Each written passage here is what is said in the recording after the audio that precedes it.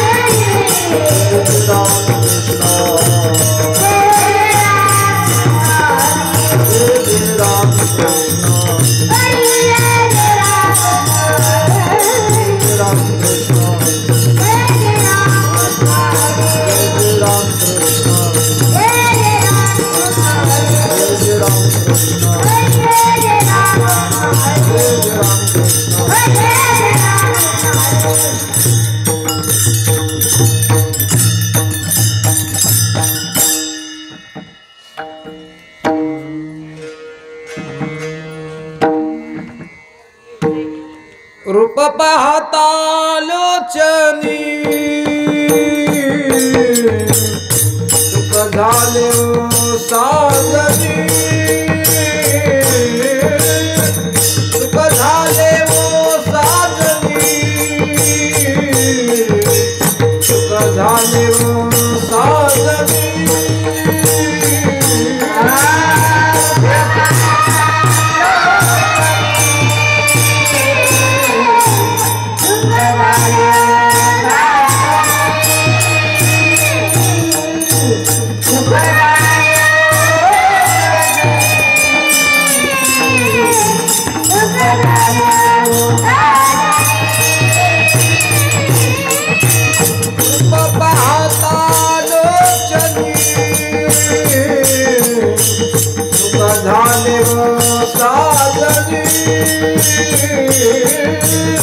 सुख झाले वो साजनी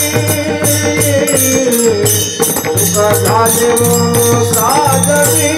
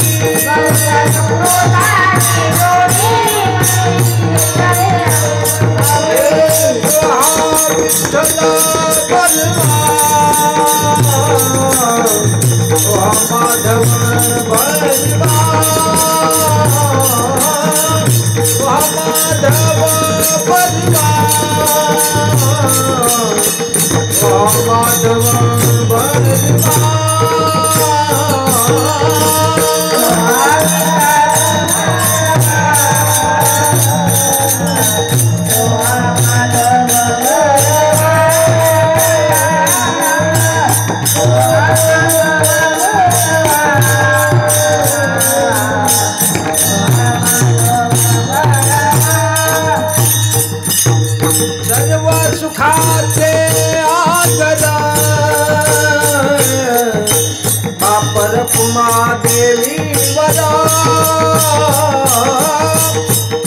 रखुमा देवी वर बाप रखुमा देवी वरा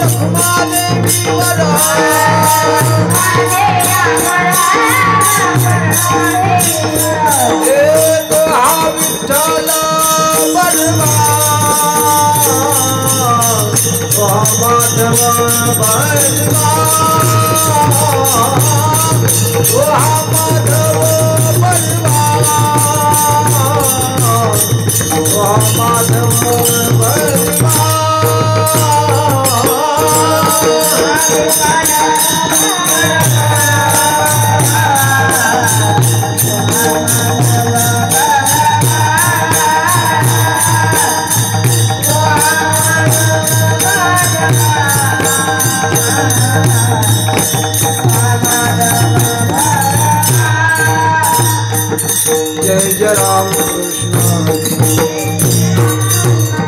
जय जय राम कृष्ण जय जय राम कृष्ण हरि जय जय राम कृष्ण हरे जय जय राम कृष्ण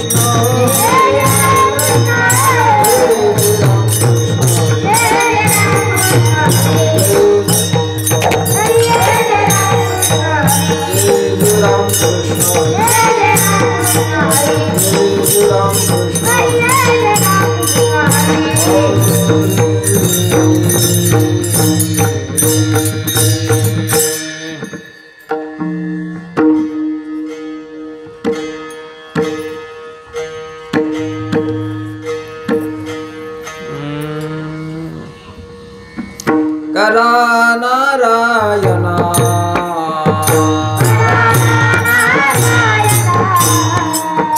करा नारायणा माझ्या दुःखाचे खंडना माझ्या दुःखाचे खंडना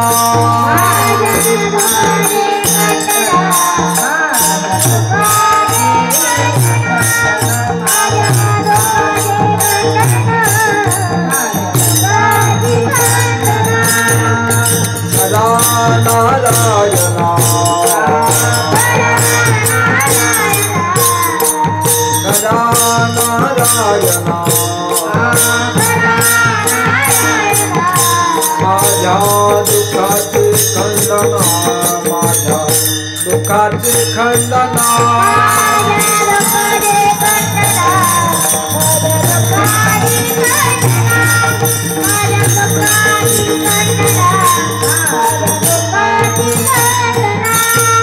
तेरा का पाया पर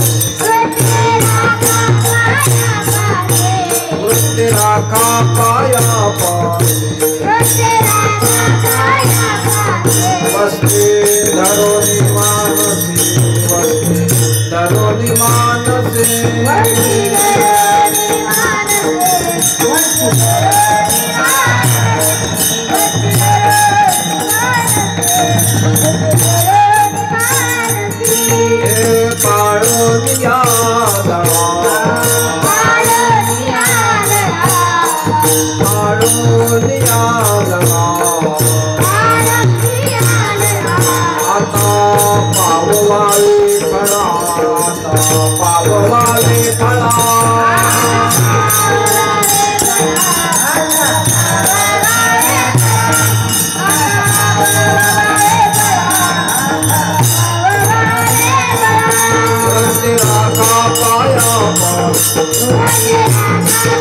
Jai Jai Rama Jaya Rama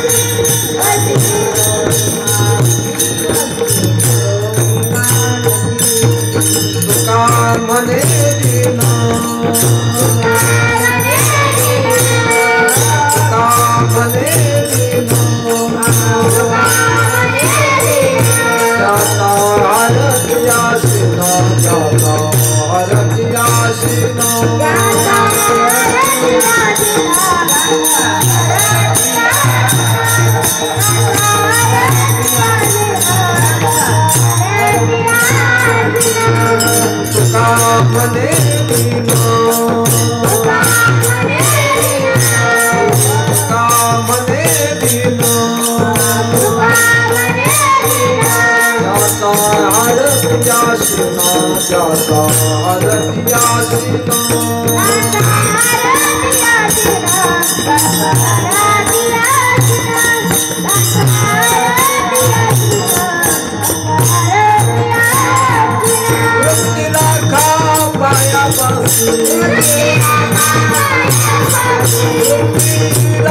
पाया बासी धरो मानो धरो मान से जय जय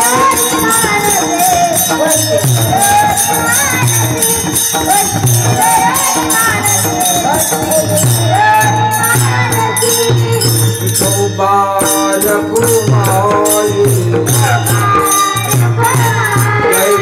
कुमार कुमारी कुमार कुमारी कुमार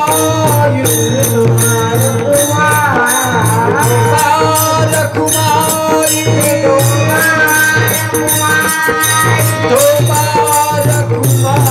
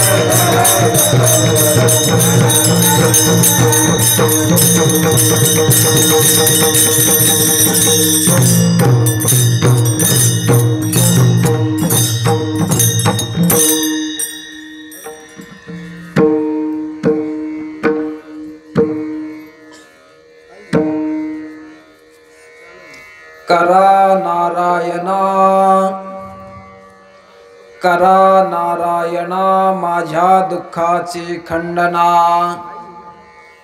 वृत्ती राखा पायापासी वस्ती धरोनी मानसी पाळूनिया लळा आता पाववावी फळा वृत्ती राखा पायापासी वस्ती धरोनी मानसी तुका म्हणे दीन त्याचा आरती आशिणा वृत्ती राखा पायापासी वस्ती धरोनी मानसी पांडुरंगा करू प्रथम नमन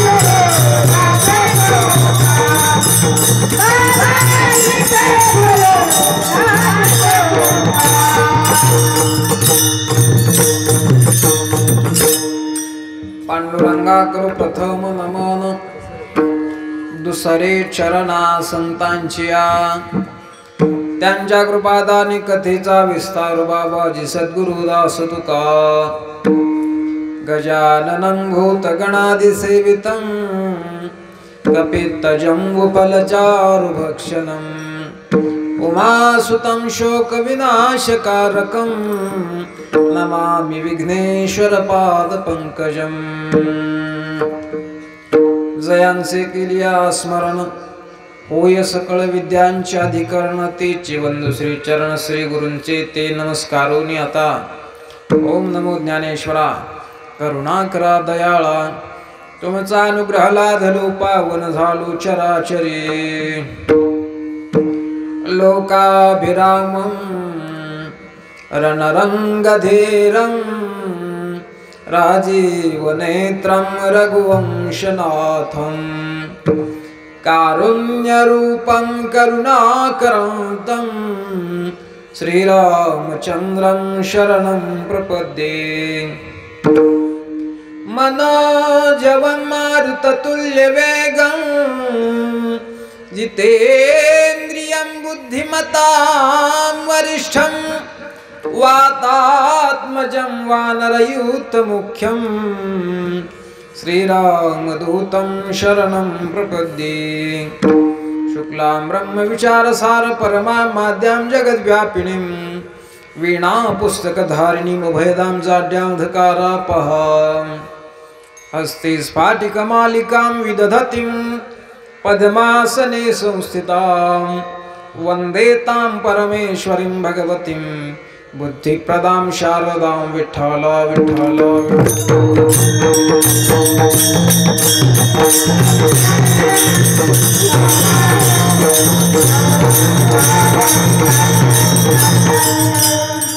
करा नारायणा माझ्या दुःखाचे खंडना वृत्ती राखा पायापासी वस्ती धरोनी मानसी। स्वराचा आवाज कमी करा थोडा। प्रस्तुत प्राप्त प्रसंगी कीर्तन रूपी सेवेकरिता निवडलेला अभंग संत श्रेष्ठ वैराग्य मुकुटमणी जगद्गुरु श्री तुकाराम महाराज यांचा असून महाराज या अभंगाच्या द्वारा परमात्म्याच्या जवळ स्वतःच्या जीवनातील दुःखाची निवृत्ती अर्थात सुखाच्या प्राप्तीची मागणी करतात। विठ्ठल विठ्ठल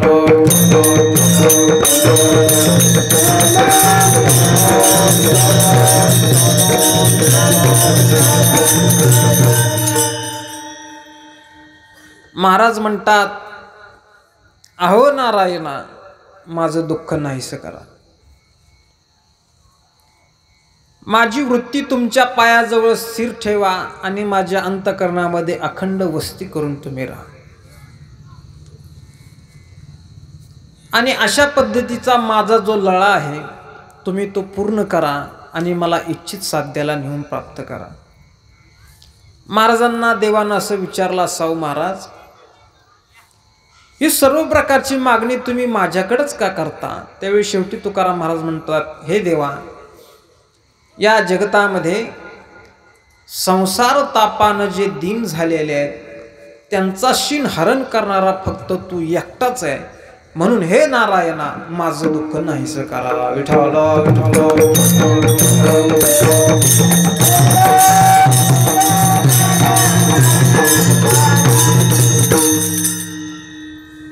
पूर्ण स्वर बंद नका करू, थोडं मला बी ऐकायला असं करा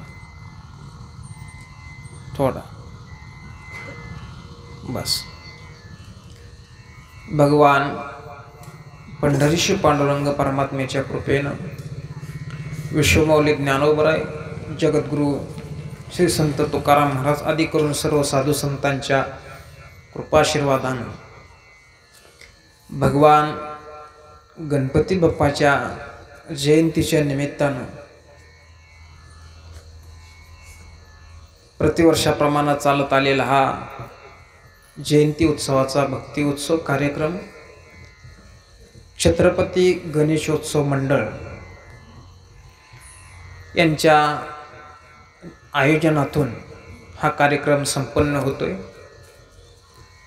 या मित्रमंडळातील सर्वच तरुण कार्यकर्ते मंडळी त्याचबरोबर आपल्या परिसरातून त्यांना सहकार्य करणारी सर्व ग्रामस्थ मंडळी यांच्या अथक परिश्रमातून हा कार्यक्रम संपन्न होतोय। त्याचबरोबर आपण सर्वांचे मार्गदर्शक परमादरणीय श्री हरिभक्तीपरायण सुरेश महाराज सुळ आणि त्यांचं सर्व ज्ञानाई गुरुकुल विद्यार्थी वृंद या सर्वांच्या सहकार्यानं अतिशय सुंदर आणि सुरेख अशा प्रकारचा अत्यंत देखणा अशा स्वरूपाचा कार्यक्रम या ठिकाणी चालू आहे। आजचा या कार्यक्रमाचा चौथा दिवस आहे, म्हणजे उपांत्य दिवस आहे। उद्या महाप्रसादाच्या रूपानं या कार्यक्रमाची सांगता होणार आहे। आजची ही सेवा महाराजांच्याच आज्ञेनं माझ्यापर्यंत आलेली आहे। आपल्या प्राप्त वेळेमध्ये यथामती यथा अवकाश. तुम्ही जसं अवधान द्याल, तुम्ही जसं सहकार्य कराल, तशा पद्धतीनं सेवा वेळेत पूर्ण करण्याचा प्रयत्न करू. विठ्ठला विठ्ठला.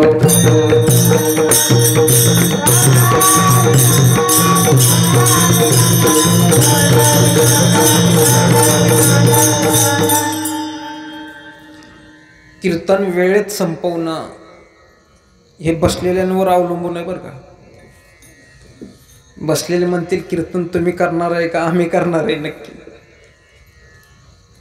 पण असं आहे, कीर्तन हे बसलेल्यांवरती सगळं अवलंबून आहे.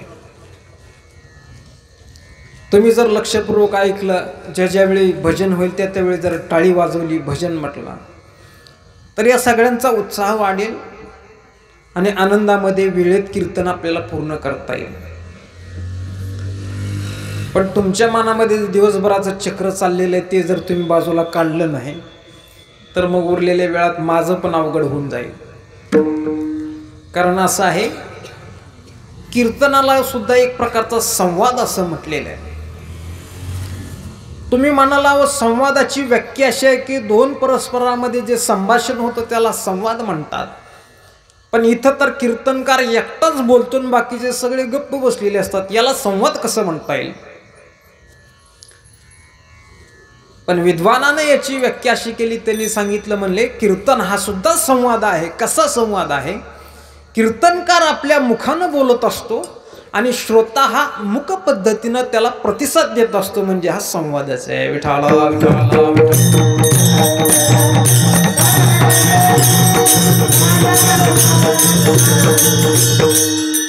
माझ्या बोलण्याला तुम्हाला जर मुख अशा प्रकारचा प्रतिसाद द्यायचा असेल, तर तुमचं लक्ष कीर्तनामध्ये असणं का घरी असणं गरजेचं आहे? घरी असल्यावर तुमचं लक्ष इथं कसं काय प्रतिसाद तुम्ही द्या? नाही देऊ शकत. तुमचं लक्ष कीर्तनामध्ये त्याच्याकरता असणं गरजेचं आहे. ज्यावेळी भजन होईल त्यावेळी न लाजता भजन करण्याचा प्रयत्न करा. कारण इथं जर आपण भजन केलं नाही तर कुठंच आपण भजन करणार नाही. का दुसरीकडे कुठं करणार आहे का भजन? आपण नाही करू शकत. जर इथं भजन केलं तरच दुसरीकडे कुठंतरी घरामध्ये आपण भजन करण्याची शक्यता आहे. करूच असं मी म्हणणार नाही, पण इथल्या संस्कारानं कदाचित घरी गेल्यानंतर देवाचं नाव मुखामध्ये आलं तर कोण जाणे. म्हणून सर्वांनी टाळी वाजवा, भजन करा.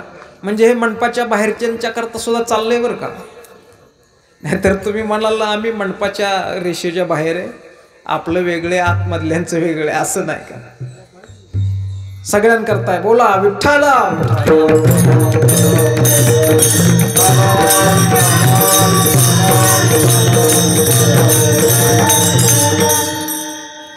तुमच्या सगळ्यांचे भजन करण्याहून मला वाटते आता कीर्तन वेळेत संपवायला काही अडचण नाही.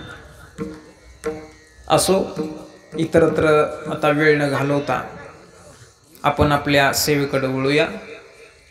तुकाराम महाराजांचा अभंग आहे. मी सांगून गेलो की महाराज या अभंगातून परमात्म्याच्या जवळ दुःखाच्या निवृत्तीची म्हणजे सुखाच्या प्राप्तीची मागणी करतात. तुकाराम महाराज या अभंगामध्ये देवाकडे काहीतरी मागतात. वास्तविक पाहता तुकाराम महाराजांसारखा महात्मा की ज्याची देवाला सुद्धा काहीतरी देण्याची ताकद आहे, असा महापुरुष देवाकडे मागतो, हे ऐकल्यानंतर आपल्याला आश्चर्य वाटल्याशिवाय राहणार नाही. अहो, तुकाराम महाराजांसारखं वैराग्याची मूर्ती असणारे व्यक्तिमत्व, ज्यांना कशाचीच अपेक्षा नाही, अशा प्रकारचं निस्पृह आणि निरपेक्ष जीवन असणारं व्यक्तिमत्व, आणि त्या महापुरुषानं देवाकडे काहीतरी मागावं म्हणजे विचार करण्यासारखी गोष्ट आहे. विठ्ठला विठ्ठला.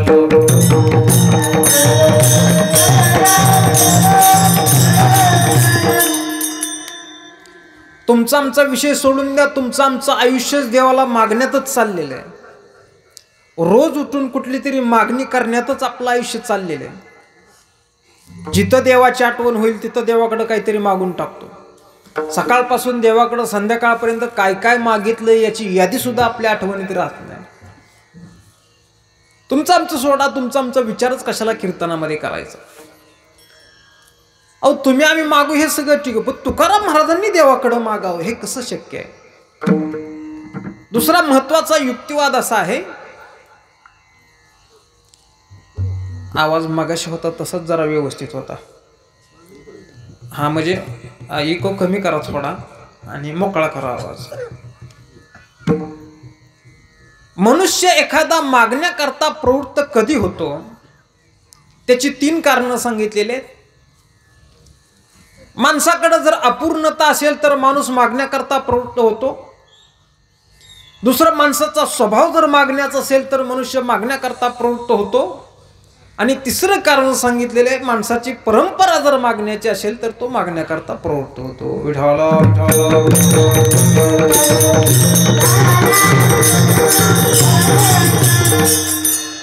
मी आपल्याला अगदी सोप्या आणि साध्या भाषेत सांगणार आहे, त्यामुळे बसलेल्यांनी काळजी करू नका. हे कीर्तन आपल्या डोक्यावरून जाईल का मंडपावरून जाईल असा विचार कुणीही करू नका. तुम्हाला कळेल असंच मी सांगणार आहे. माणूस मागायला प्रवृत्त होते त्याची 3 कारणं सांगतात. ती कारणं तुकाराम महाराजांच्या जीवनात आपल्याला कुठे आढळतात का हा प्रश्न आहे. पहिलं कारण आहे, माणसाची अपूर्णता माणसाला मागायला लावते. जी गोष्ट माझ्याकडे नाही ती गोष्ट मी दुसऱ्याकडे मागतो. बरोबर आहे ना. एखाद्याच्या घरात ज्वारीच्या बाजरीच्या पोती भरलेली फार मोठी जर थापी पडलेली असेल तर तो झोळी घेऊन मनुष्य दुसऱ्याच्या दारात मागायला जाईल का? नाही जाणार. ज्या अर्थी हातामध्ये झोळी घेऊन धान्य मागण्याकरता एखादा मनुष्य फिरतोय याचा अर्थ आपण असा घ्यायचा की त्याच्याकडे खायला काही नसावं म्हणून तो मागण्याकरता प्रवृत्त झाला. म्हणजे धान्याची अपूर्णता धान्य मागण्याला त्याला कारण ठरली. म्हणजे माणसाची अपूर्णता माणसाला मागायला लावते. एखादा मनुष्य जर दुकानाच्या समोर उभा राहून काय रुपया 10 रुपये 5 रुपये जर मागत असेल तर समजावं याच्या खिशामध्ये त्याला जगण्याकरता आवश्यक असणारा पैसा नाही म्हणून तो मागायला आलेला आहे.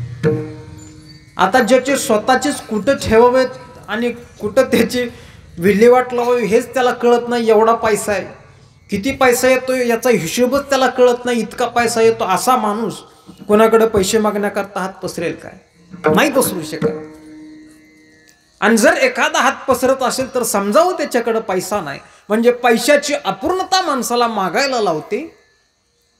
म्हणजे मागणीचं पहिलं कारण आहे अपूर्णता मागायला लावते. मग तुकाराम महाराजांचं जीवन कुठं अपूर्ण होतं का याचा विचार केला पाहिजे. तर साधू संतांच्या प्रमाणावरून तुकोबरायांच्या अभंगावरून आपल्याला असं दिसतं की जगद्गुरु तुकोबराय हे पूर्ण अवस्थेला पोचलेले पूर्ण ब्रह्म झालेले महात्मे आहेत. ज्ञानोबराय म्हणतात, जे ज्ञान गंगे नहाले पूर्णता जेवो निधाले शांतीशी आले पालव नवे. पूर्ण अशा प्रकारची स्थिती प्राप्त झालेली जीवनात कुठलीच अपूर्णता शिल्लक नाही. कृतकृत्य झालो इच्छा केली ते पावलो अशा प्रकारची स्थिती ज्या तुकोबरायांची आहे. म्हणजे जीवनात कुठलीच अपूर्णता नाही. आणि अपूर्णता नसताना तुकाराम महाराज मागतात याचा अर्थ काय? विठाला विठाला.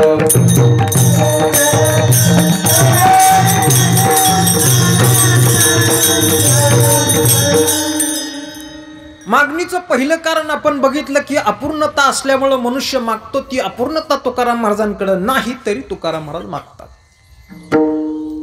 मागणीचं दुसरं कारण असं आहे, माणसाचा स्वभाव माणसाला मागायला लावतो. बघा तुम्ही, काही माणसांच्याकडे कुठल्याच गोष्टीची कमतरता नसते पण स्वभावच असा असतो की कुणाकडे काहीतरी हात पसरल्याशिवाय दात विचकल्याशिवाय त्याला बरं वाटत नाही. स्वभाव आहे, त्याला काय करणार. कारण स्वभावाला औषध नाही असं म्हणतात. जित्याची खोड, बोला बोला जरा ऐकायला कमी आहे थोडं मला. जित्याची खोड, अहो मी म्हणतो मेलं तरी जात नाही. तुम्ही म्हणताय मेल्याशिवाय जात नाही, पण असं मेलं तरी जात नाही. कारण एखादा मनुष्य गेल्यानंतर सुद्धा तो काही काही वस्तू अशा मागत असतो, मला हे पाहिजे ते पाहिजे. काय मेलं तरी जात नाही असा त्याचा अर्थ आहे. स्वभाव माणसाचा बदलत नाही. तुकाराम महाराजांनी सुद्धा गाथेमध्ये सुंदर उदाहरणं दिलेली आहेत. आधी होता वाग्या दैव योगे झाला पाग्या, त्याचा येळकोट राहीना मूळ स्वभाव जाईना. आधी होती दासी, आधी होती दासी,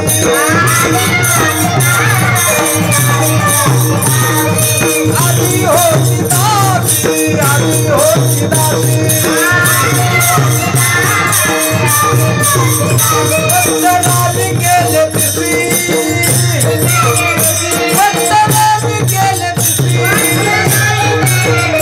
तिचे हिंडणेलाही नामुळ स्वभाव जाईना, तिचे हिंडणेलाही नामुळ स्वभाव जाईना, हिंडणेलाही नामुळ स्वभाव जाईना, तिचे हिंडणेलाही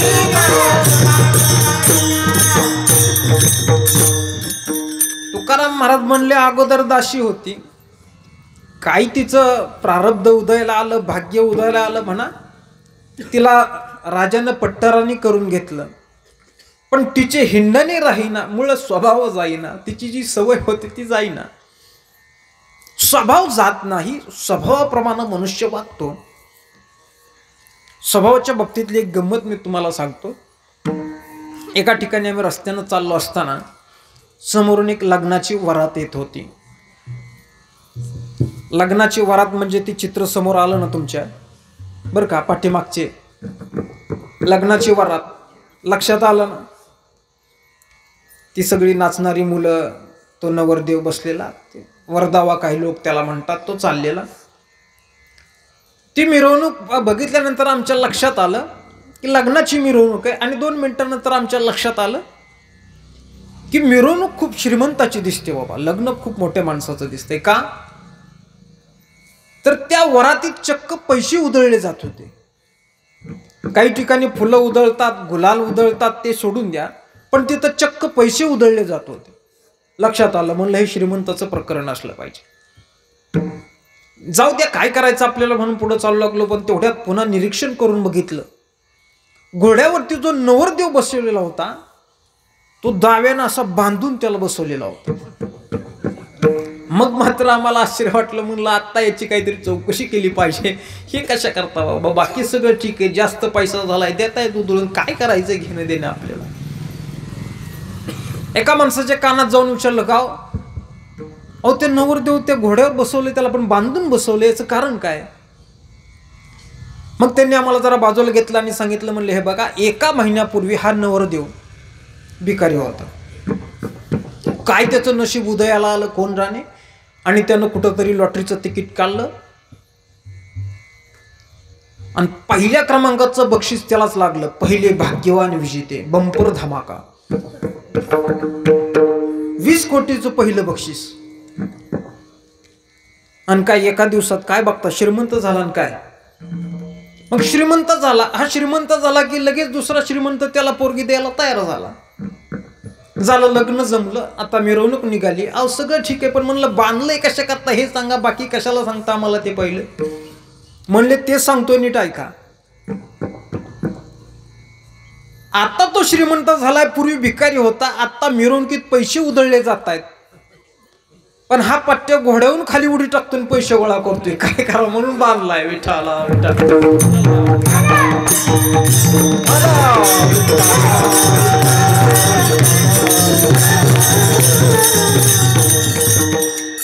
म्हणले ह्याला पहिली पैसे गोळा करायची सवय आहे, आणि ते आता उधळलेले पैसे बघितले की त्याला कस तरी होतंय, ती वरनं उडी टाकते आणि पैसे गोळा करते. मग नवरदेवानं पैसे गोळा करणं हे काही लग्नात शोभतंय का. म्हणलं चांगला बांधा निष्ठेल. विठाला विठाला.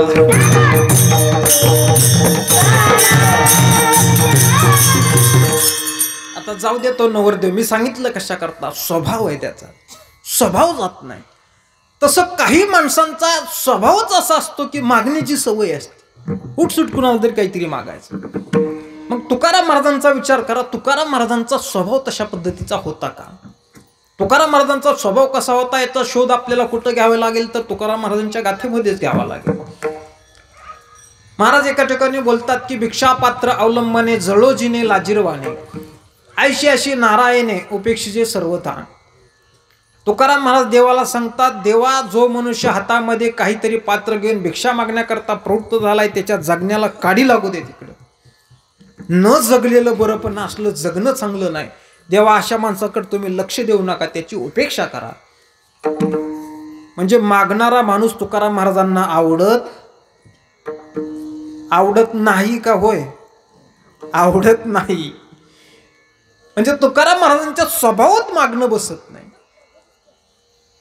तुकाराम महाराजांनी एका ठिकाणी असं म्हटलेलं आहे, तुका म्हणे करी ब्रह्मांड ठेंगणे, ब्रह्मांड ठेंगणे.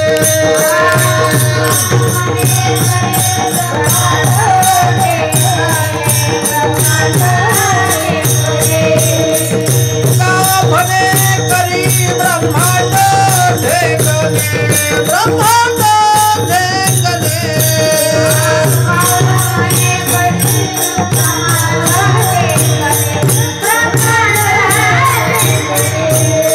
हात पसरी दिने, हात पसरी दिने धिग त्याचे, हात पसरी दिने,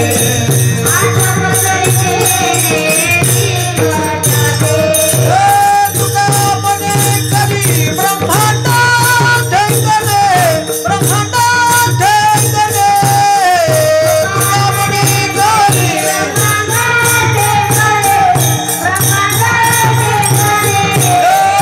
तुका म्हणे करी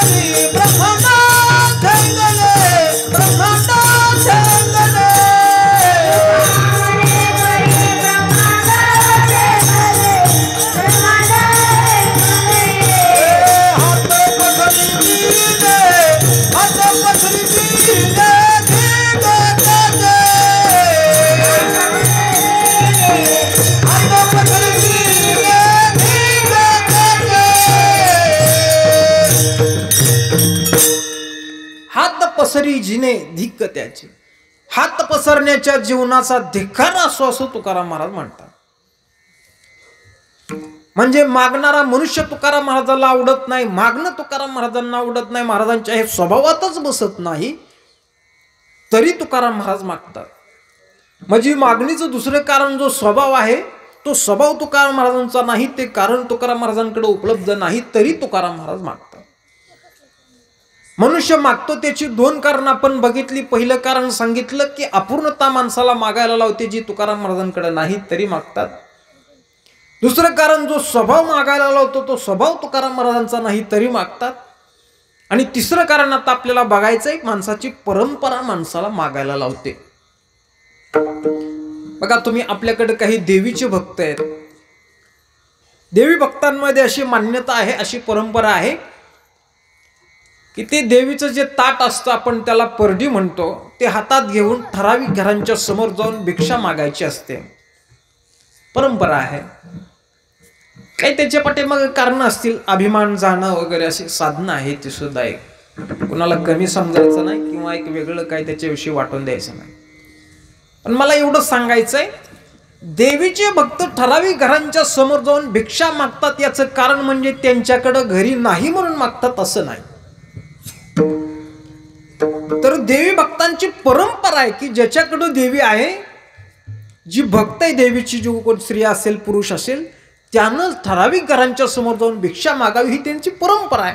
म्हणून गरज नसते, स्वभाव नसतो, पण परंपरा आहे. काय करता, परंपरा सांभाळावी लागते. आणि म्हणून परंपरेला धरून अनुसरून मागावं लागतं. मग तसं तुकाराम महाराजांकडे काही तशी परंपरा होती का? तुकाराम महाराजांचं चरित्र आपण बघितलं तर आपल्याला काय दिसतं? तुकाराम महाराजांच्याकडं कुठलीही परंपरा तशी मागण्याची नाही. विठाला विठाला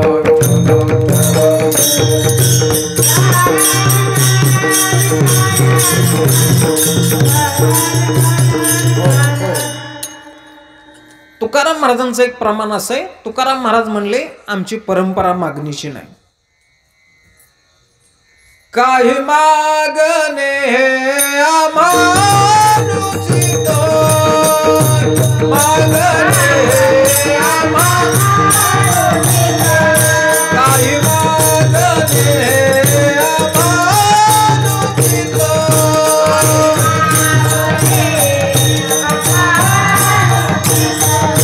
वडिलांची रीत जाणत असो, वडिलांची रीत जाणत असो, वडिलांची रीत जाणत असो.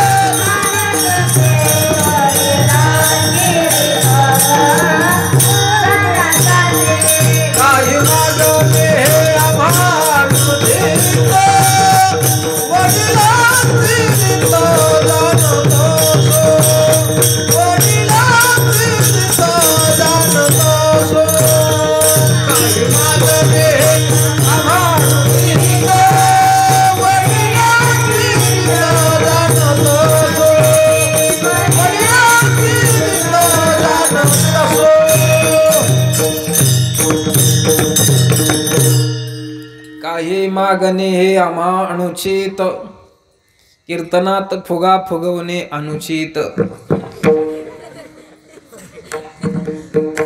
वडिलांची रीत जाणत असो. तुकाराम महाराज म्हणतात, आमच्या वाडवडिलांची परंपरा आम्हाला माहिती आहे की काही मागायचं नाही, न मागता स्वाभिमानी जीवन जगायचं, अशी आमची परंपरा आहे. वाडवडिलांची परंपरा आहे, त्या अर्थानं संतांची सुद्धा तीच परंपरा आहे. म्हणजे तुकाराम महाराजांच्या परंपरेमध्ये मागणं नाहीच आहे. मग मागण्याची परंपरा नाही तरी तुकाराम महाराज मागतात.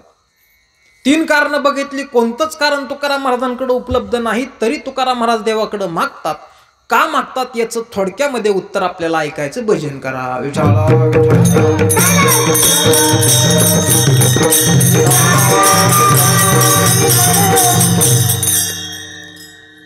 कोणतंच कारण उपलब्ध नसताना तुकाराम महाराज देवाकडे मागतात. त्याचं कारण असं आहे, तुकाराम महाराज या अभंगात मागत नाहीत तर मागून दाखवतात.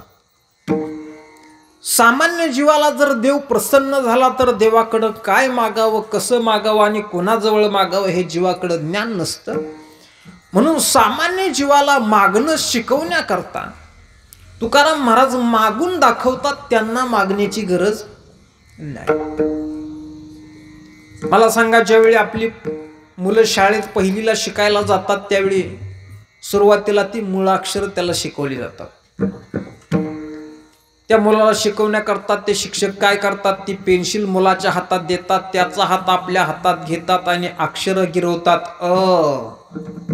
आ ई ई अक्षर गिरवतात. आता शिक्षकाला अक्षर गिरवायची काही गरज आहे का? त्याला डीएड करून 2-3 वर्ष सीएटी पीएटी काय असेल ते करून सगळं करून त्याला शिक्षक घेतलं आणि पुन्हा काय करतोय, मुळाक्षर गिरवतोय. तुम्ही म्हणाल काय गरज आहे का शिक्षकाला मुळाक्षर गिरवायची? शिक्षकाला स्वतः करता मुळाक्षर गिरवण्याची गरज नाही, पण त्या मुलाकरता त्याला गिरवून दाखवावी लागतात. त्याचं गिरवणं हे गिरवून दाखवणं आहे. तसं संतांचं मागणं हे स्वतः करता मागणं नसून मागून दाखवणं आहे. तुम्हा आम्हाला शिकवण्याकरता आहे. तुकाराम महाराजांनी अभंगामध्ये सुद्धा हेच उदाहरण सांगितलं. अर्भकाचे साठी पंथे हाती धरली पाठी, तैसे संत योगी, तैसे संत योगी. अर्भकाचे साठी पंथे हाती धरली पाठी, तैसे संत योगी.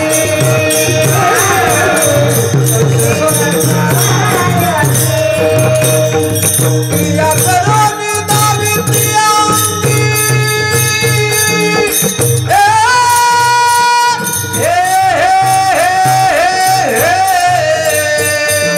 कैसे संत योगी. प्रिया करोनी दावी प्रियांगी, कैसे संत योगी, कैसे संत योगी. प्रिया करोनी दावी प्रियांगी,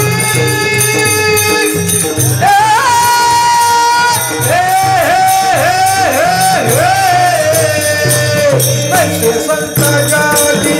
प्रिया करोनी दावी प्रियांगी, कैसे संत योगी.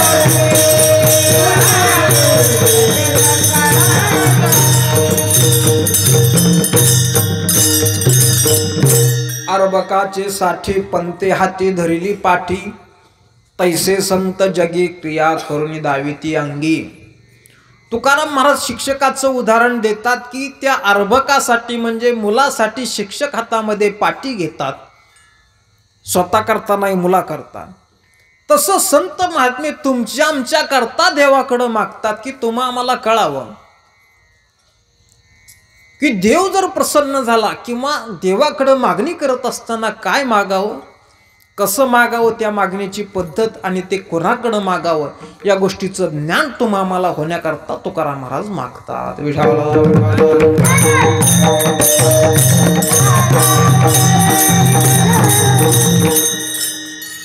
तुकाराम महाराज मागतात. काय मागतात तर दुःखाची निवृत्ती म्हणजे सुखाची प्राप्ती.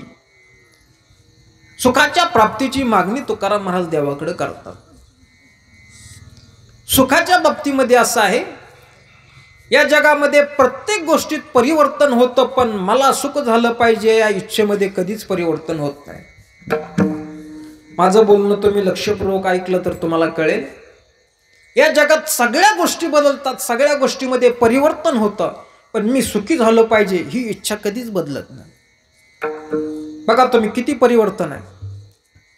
अगदी 2 वर्षापूर्वी बघितलेल्या गोष्टी आणि आज बघितलेल्या गोष्टी विचार केला तर कितीतरी प्रमाणामध्ये परिवर्तन झालेलं आहे, बदल झालेला आहे. भौतिक असेल, सांस्कृतिक असेल, सगळ्याच गोष्टीमध्ये झपाट्यानं बदल होतं. त्याच्यातले 1-2 नमुने मी तुम्हाला सांगतो, तुम्हाला ते माहीत आहे. पूर्वीच्या काळामध्ये एका माणसाचा निरोप दुसऱ्याला जर द्यायचं म्हटलं तर त्या माणसाची भेट घेण्याकरता त्या गावाला जावं लागायचं आणि प्रत्यक्षात भेटूनच त्याच्याशी निरोप द्यायचा, दुसरं साधन नाही. अगदी सांगायचं झालं तर अगदी 20 वर्षापूर्वी सप्ताहामध्ये कीर्तनकारांच्या तारखा देणं आत्ताच्या इतकं सोपं नव्हतं. कीर्तनकाराच्या गावाला जायचं, त्याचं घर शोधायचं, तो घरी नसेल तर कुठं जिथं असेल तिथं शोधत जायचं, त्याला तारीख द्यायची. पण काही काळामध्ये त्याच्यामध्ये परिवर्तन झालं आणि प्रत्येकाच्या घराच्या कोपऱ्यात फोन आले. काही काळानंतर त्याच्यात परिवर्तन झालं आणि प्रत्येकाच्या खिशात फोन आले. आता तर काय फोन आणि माणूस काय एकच झालाय, वेगळा राहिलाच नाही. एखाद्या वेळी फोनला रेंज नसेल, चार्जिंग उतरलेली असेल, माणसांचा श्वास गुदमरतो. फोनला रेंज नाही, श्वासच घेता येत नाही त्यांना. आता फोनचा आणि श्वासचा काही संबंध आहे का बाबा? पण म्हणतो गुदमरल्यासारखं होतंय का, रेंजच नाहीत. मला एवढं सांगायचंय, परिवर्तन झालं आणि एका क्षणात इथला निरोप कित्येक किलोमीटर, हजारो किलोमीटरवर माणूस असला तरी त्याला देता येतो. हे परिवर्तन आहे, भौतिक परिवर्तन आहे. सांस्कृतिक परिवर्तन मी तुम्हाला सांगतो. अगदी इथं काही वयोवृद्ध मंडळी, त्यांनाच फक्त ती गोष्ट माहीत असेल, अलीकडच्या लोकांना माहीत नाही की पूर्वीच्या काळी जी लग्न व्हायची ती आत्ताच्या सारखी शॉर्टकट नव्हती. कशी होती ते लग्न? 5 दिवस चालायचं. थोडक्यात सांगतो तुम्हाला, 5 दिवस, प्रत्येक कार्यक्रमाकरता 1 दिवस. आणि मग ती सगळी वराडी मंडळी 5 दिवस ज्याच्या घरी लग्न आहे तिथं तळ ठोकून असायचे, हलणे भानगड नाही. मग जाण्याकरता प्रवासाची साधनं ती बैलगाडी, अशा अनेक बैलगाड्या झुंपायच्या, त्याच्यात माणसं बसून न्यायची. ज्याच्या घरी लग्न आहे त्या लग्न मालकाच्या घरची जी कडब्याची गंज आहे ती सरड्यापासून म्हणजे शेंड्यापासून उचकटायला सुरुवात. 5 दिवसात गंज फस्तच झाली पाहिजे. संपली नाही तरी 2-4 पेंड्या इसकाटून सरकून टाकून द्यायच्या. काय लग्नवाल्याचे काय करायचं आपल्याला? 5 दिवस तो कार्यक्रम चालायचा. त्या लग्नाचं वैशिष्ट्य म्हणजे कुस्ती आणि लेझिम सारखे मर्दानगीचे खेळ त्या लग्नामध्ये खेळले जात होते. आता हे सगळं गेलं, आता काय राहिलं नाही. आता काय राहिलंय? नुसतं धन धन धन वाजणारा डीजेवर तोंड करून उड्या मारणारी पोरं. विठाला विठाला.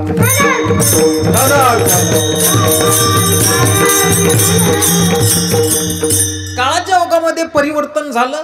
5 दिवसाची लग्न 2 दिवसावरती आली, 2 दिवसाची लग्न 2 तासावरती आली. काय काय पट्ट्याने तरी याच्या पुढं मजल मारली. लग्न करून बायको घरी घेऊन आल्यानंतर बापाला कळतं आपल्या पोराचं लग्न झालं वाटतं. किती परिवर्तन आहे. पण मी सांगतोय कशा करता, जी 5 दिवस केली जाणारी लग्न सुद्धा सुखा करता केली जात होती, 2 दिवस केली जाणारी लग्न सुद्धा सुखा करता, 2 तासामध्ये उरकणारी लग्न सुद्धा सुखा करताच केली जातात. लग्नाची पद्धती बदलली, संस्कृतीत परिवर्तन झालं, पण इच्छा मात्र बदलली आहे का? नाही बदलली. इच्छा तीच आहे. माणसाचं आयुष्य बदललं. आपण कीर्तनामध्ये ऐकलेलं आहे, ते सगळं मला सांगत बसायला वेळ नाही. 1,00,000 वर्ष आयुष्य होतं, पुन्हा शून्य कमी झाला. 10,000 वर्ष झाली, 1,000 वर्ष झाली, 100 वर्ष झाली. आता कसं तरी 50-60 वर्ष मनुष्य धडपडत जगतोय. पण 1,00,000 वर्ष जगणारा माणूस सुद्धा याच्याच करता जगत होता की मी सुखी झालो पाहिजे. आणि आज 60-70 वर्ष धडपडत जगणारा मनुष्य सुद्धा याच करता धडपडतोय की मी सुखी झालो पाहिजे. आयुष्य बदललं, इच्छा बदलत नाही. मग तो लहान मुलगा असेल, तरुण मनुष्य असेल किंवा म्हातारा मनुष्य असेल, प्रत्येकाची इच्छा एकच आहे. सुखाची व्याख्या प्रत्येकाची वेगळी असेल, पण इच्छा एक आहे. लहान मुलाच्या दृष्टीने कशात सुख आहे? कीर्तनात बसलं तरी त्यात फुगे चगळत बसणं लहान मुलाचं सुख आहे. त्याला वाटतं याच्यात सुख आहे. तोच लहान मुलगा ज्यावेळी तरुण होतो त्यावेळी त्याची सुखाची व्याख्या बदललेली असते. शब्दस्पर्श रूप रसगंध पंचविषयाचं ज्ञान झालेलं असतं. देवाकडे विनंती करतो, मला चांगलं खायला पाहिजे, मला चांगलं प्यायला पाहिजे, बसायला पाहिजे, चांगला सुगंध घ्यायला पाहिजे. पंचविषयाची मागणी करतो. तोच मनुष्य म्हातारा होतो त्यावेळी सुखाची व्याख्या बदलते. म्हाताऱ्या माणसाला पंचविषयात जास्त रस राहिलेला नसतो. म्हाताऱ्या माणसांची इच्छा काय, कोणीतरी आमची दखल घेतली पाहिजे, कोणीतरी आम्हाला मानलं पाहिजे, कोणीतरी आम्हाला विचारलं पाहिजे काय चाललंय, बरं आहे का, कसं आहे, मी हे असं करतोय, असं करू का, तसं करू का. काही घेणे देणे नसलं तरी मला विचारलं पाहिजे. आपली कोणीतरी दखल घेतली पाहिजे, हे म्हाताऱ्या माणसाची सुखाची व्याख्या आहे. आणि म्हणून ज्या घरामध्ये म्हाताऱ्या माणसांची दखलच घेतली जात नाही तिथली म्हातारी माणसं सारखी वटवट करत असतात. का अहो कोणी विचारणार तयार नाही. सहज बोलताना म्हणतात आता काय सगळी मालक झाली, उद्या की कशाला डोक्याला खुराक करून घेतात. पण नाही, वय झालं तरी वाटतं आपल्याकडे कोणीतरी आलं पाहिजे, मला विचारलं पाहिजे, सल्ला घेतला पाहिजे. व्याख्या सुखाची बदलते पण इच्छा बदलत नाही. मला हे सांगायचं, व्याख्येत बदल परिवर्तन होत आहे पण इच्छा बदलत नाही. विढाला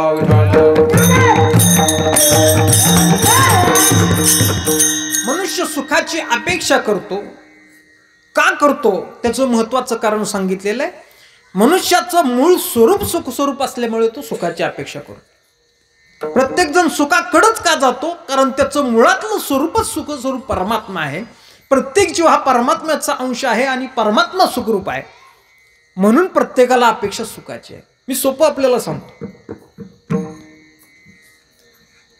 आपण जमिनीवरचा खडा वर उचलला आणि आकाशात फेकला तर पुन्हा जमिनीकडे येतो. काय येतो,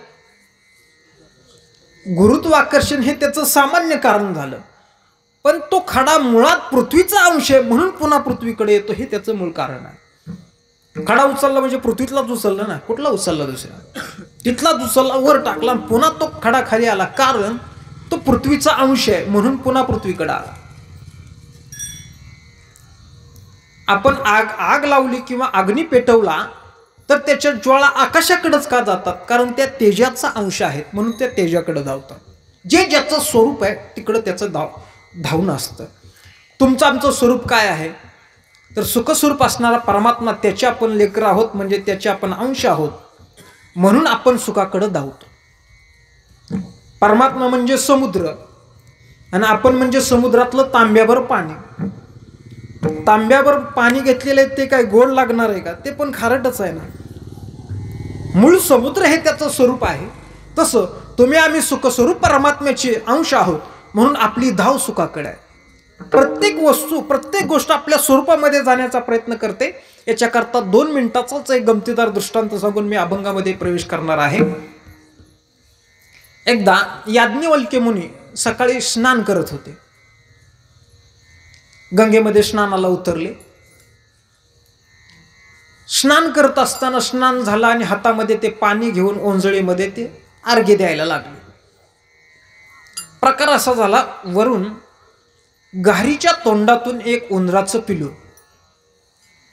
निष्ठून तिची पकड ढिली झाली आणि ते निष्ठून याज्ञवल्क्य मुनींच्या ओंजळीत पडलं की ज्याच्यामध्ये अर्ध्याला पाणी घेतलेलं आहे. ओंजळीत पडलं, त्यांनी बघितलं उंदराचं पिलू आहे, घाबरलेलं दिसतंय, घारीच्या पकडीतून निष्ठून पडलंय. सुदैवानं त्याला काही झालेलं नाही पण भीतीनं घाबरलंय. आपण त्याला आश्रय दिला पाहिजे म्हणून त्यांनी ते किनाऱ्यावर ठेवलं. पण विचार केला आता किनाऱ्यावर ठेवलं, पुन्हा घर आली, आपण स्नान करण्याच्या नादामध्ये इकडं असणार, पुन्हा घर आली उचलून घेऊन काय करणार. मग त्यांनी तात्पुरती एक युक्ती केली. काय युक्ती केली, योग सामर्थ्यानं त्या एका उंदराच्या पिलाला एका लहान मुलीचं रूप देऊन टाकलं आणि बस बाई येतं म्हणले. आता हे ऋषींच्या ताकदीमध्ये योगामध्ये ते शक्य आहे. मुलीचं रूप दिलं, मुलीला सांगितलं बस इथं, माझं स्नान संध्या होऊ दे मग बघू काय करायचं ते. त्या मुलीला तिथं बसवलं, स्नान संध्या झाली आणि झाल्यानंतर याज्ञवल्क्य मुनीला वाटलं चला आता त्या पिलाचं काय पिलू करू, काहीतरी करू आणि सोडून देऊ. पण त्यांनी विचार केला छान गोंडस आहे, मुलगी आहे, मुलगी वाचवा देश वाचवा, चांगलं आहे. त्यांना वाटलं बरं आहे आपल्याला कोणी नाही, आपण पण ब्रह्मचारी आहोत, मुलगीच मांडलं तिला तर काय अडचण आहे, आपली सेवा करेल, काय पूजेला मदत करेल, काय स्वाध्यायाला मदत करेल, बरं झालं. म्हणून ती मुलगी घेतली आणि तिला मुलगी मांडला आणि घरी घेऊन गेले आश्रमात. योगायोगानं मग ते तिचं वय वाढता वाढता ती मोठी झाली, लग्नाला आली, उपवर झाली. आता मुलगीच मांडलंय म्हणल्यानंतर बापाचे सगळे गुणधर्म त्यांच्यात उतरले. मुलगी मोठी झाली, बापाला अन्न गोड लागत नाही. याज्ञवल्क्य मुनीला वाटलं आता ही मुलगी आपण मांडलेली, हिचं वय झालं, आता हिला सुयोग्य अशा प्रकारचा वर शोधून दिला पाहिजे. हिचं 2चे 4 करणं आपली जबाबदारी आहे. एके दिवशी मुलीला जवळ बोलवलं, म्हणले हे बघ आता तुझं वय झालं, तुझं लग्न केलं पाहिजे, त्याच्या संबंधी तुझे काही विचार आहेत का, काय म्हणणं आहे तुझं मला सांग. त्याने सांगितलं बाबा तुमच्या पुढे मी काय बोलणार या विषयात, माझ्यापेक्षा तुम्हाला खूप मोठा अनुभव आहे, तुमचं ज्ञान आहे, तुम्ही महात्मे आहात, संत आहात, माझे वडील आहात, तुम्ही काय माझं वाईट करणार आहात का, तुमचा जो निर्णय तोच माझा निर्णय, माझी काही अडचण नाही, असं त्या मुलीनं सांगून टाकलं. मग त्या ठिकाणी याज्ञवल्क्य मुनीने विचार केला आता आपणच एखादा चांगला वर शोधू. मग त्यांनी प्रत्यक्ष सूर्यदेवाला बोलवून घेतलं. म्हणले हे बघ माझी मुलगी आता उपवर झालेली आहे आणि माझा विचार आहे की तुझ्याशी तिचं लग्न लावून टाकावं. सूर्यदेवाने सांगितलं महाराज मी तरी काय तुमच्या शब्दाबाहेर आहे का, माझी तुमच्या शब्दाला मान आहे, पण माझा एवढाच प्रश्न आहे की मला जिच्याशी लग्न करायचंय तिला एकदा विचारून बघा की मी तुझ्याकरता हा वर शोधलाय, तुला योग्य आहे का, पटतोय का बघ. त्या मुलीला महाराजांनी विचारलं, म्हणले हे बघ सूर्याबरोबर तुझं लग्न लावण्याचा माझा विचार आहे, तुझा काय विचार आहे, तुला बरं वाटतंय का. त्या मुलीने सांगितलं काही अडचण नाही, तुम्ही म्हणता ते ठीक आहे, माझी तयारी आहे, पण कसं आहे बाबा तो फारच तापट आहे हो, दुपारी तापला ना नको नको होतं, मग असा तापट मालक काय कामाचा आहे, तापट नवरा नको बाबा, हे जरा दुसरा बघा कोणतं. याज्ञवल्क्य मुनींना नाही पटलं, म्हणले ठीक आहे दुसरा पाऊल कोणते. त्यांनी विचार केला सूर्यापेक्षा कोण सामर्थ्यवान आहे बरं. सूर्याने सांगितलं माझ्यापेक्षा मेघ म्हणजे ढग सामर्थ्यवान आहे, मी दुपारी एवढा जरी तापलो आणि ते मेघ जर माझ्यावरती आले ना एका क्षणात सावली करून टाकतात, माझ्यापेक्षा सामर्थ्यवान आहेत, बघा महाराज त्याचं जमतंय का. लगेच त्यांनी मेघाला बोलवून घेतलं, मुलीला विचारलं बाई हा सामर्थ्यवान आहे, सूर्यापेक्षा सामर्थ्यवान आहे, चालेल का तुला. ती म्हणले बाबा कसं आहे चालेल हो, मला काही अडचण नाही, पण हा भलताच काळा आहे हो. बरं काळा असू दे, तुमच्या म्हणण्याप्रमाणे तेजस्वी आहे, त्याची ताकद आहे म्हणून मी मान्य केला असता, पण याला एक सवय आहे. काय सवय आहे, हा त्या वाफेपासून तयार झालेलं पाणी घेतो आणि ते पृथ्वीला दान करून टाकतो, स्वतःला काहीच ठेवत नाही, पावसाच्या रूपाने सगळं पृथ्वीवरती सोडून देतो. म्हणजे याचं अगोदर प्रेम पृथ्वीवरती जडलेलं आहे, मग आता अगोदरच याचं तुझ्याकडे प्रेम आहे, याच्याशी लग्न करून मी काय करू, नको बाबा दुसरं कोणीतरी बघा. त्या ढगालाच विचारलं महाराजांनी, म्हणले तुझ्यापेक्षा सामर्थ्यवान कोण आहे का मला सांग. कारण प्रत्येक बापाला वाटतं आपल्या मुलीला कसला मालक बघू, नेमका पंतप्रधान बघू का राष्ट्राध्यक्ष बघू, कोण बघू, याच्यापेक्षा सामर्थ्यवान कोण आहे मला सांग. मेघानं सांगितलं अहो काय काय सांगता, मी एवढा सामर्थ्यवान आहे पण माझ्यापेक्षा एक जण सामर्थ्यवान आहे. कोण म्हणले, म्हणले तो हिमालय पर्वत आहे ना, तो माझ्यापेक्षा सामर्थ्यशील आहे. आम्ही एवढे मेघ एकत्र होऊन जरी आलो तरी पर्वताला अडून बसतो, आम्हाला जाता येत नाही पुढं, आमच्यापेक्षा सामर्थ्यवान. त्याला विचारा. हिमालयाला बोलवून घेतलं आणि मुलीच्या समोर विचारलं, म्हणले चालेल का. ते म्हणलं मुलीला विचारून पहा. मुलीला विचारलं बाई बरं आहे का, सामर्थ्यवान आहे, सगळ्यात सामर्थ्यवान आहे. तर मी कशा करता सांगतो, नीट लक्ष देऊन ऐका बरं का. तुला पर्वत चालेल का. तिनं सांगितलं बाबा चालला असता हो, पण हा भलताच थोराड आहे, मोठाच्या मोठा, तर मी एवढी नाजूक आणि हा भलताच थोराड. बरं हा एका जागेवर बसल्यानंतर उठतच नाही, जातच नाही कुठं, असा बशा काय कामाचा. शेवटी नाईलाज झाला आणि पर्वताला विचारलं बाबा आता तुझ्यापेक्षा सामर्थ्यवान कोण आहे सांग, एकदाच माझ्या मुलीचं लग्न करून टाकतो. पर्वताला विचारलं तुझ्यापेक्षा सामर्थ्यवान कोण आहे का. पर्वताने सांगितलं आहे एक, माझ्यापेक्षा सामर्थ्यवान आहे. मी एवढा जरी मोठा पर्वत असलो आणि ढग अडवून जरी धरत असलो तरी माझ्यापेक्षा एक सामर्थ्यवान आहे, तो म्हणजे उंदीर. एवढा मोठा मी पर्वत असताना सुद्धा तो मला पोखरून टाकतो, म्हणजे सामर्थ्य त्याचं जास्त आहे. तो चालेल का. मुलीने विचारलं बाई तो तुला चालेल का. ती म्हणली नुसता चालायचं नाही, पळेल म्हणली, काय अडचण नाही. एका क्षणात याज्ञवल्क्य म्हणून त्या मुलीचं उंदराचं पिलू करून टाकलं आणि सोडून दिलं. विठाला विठाला.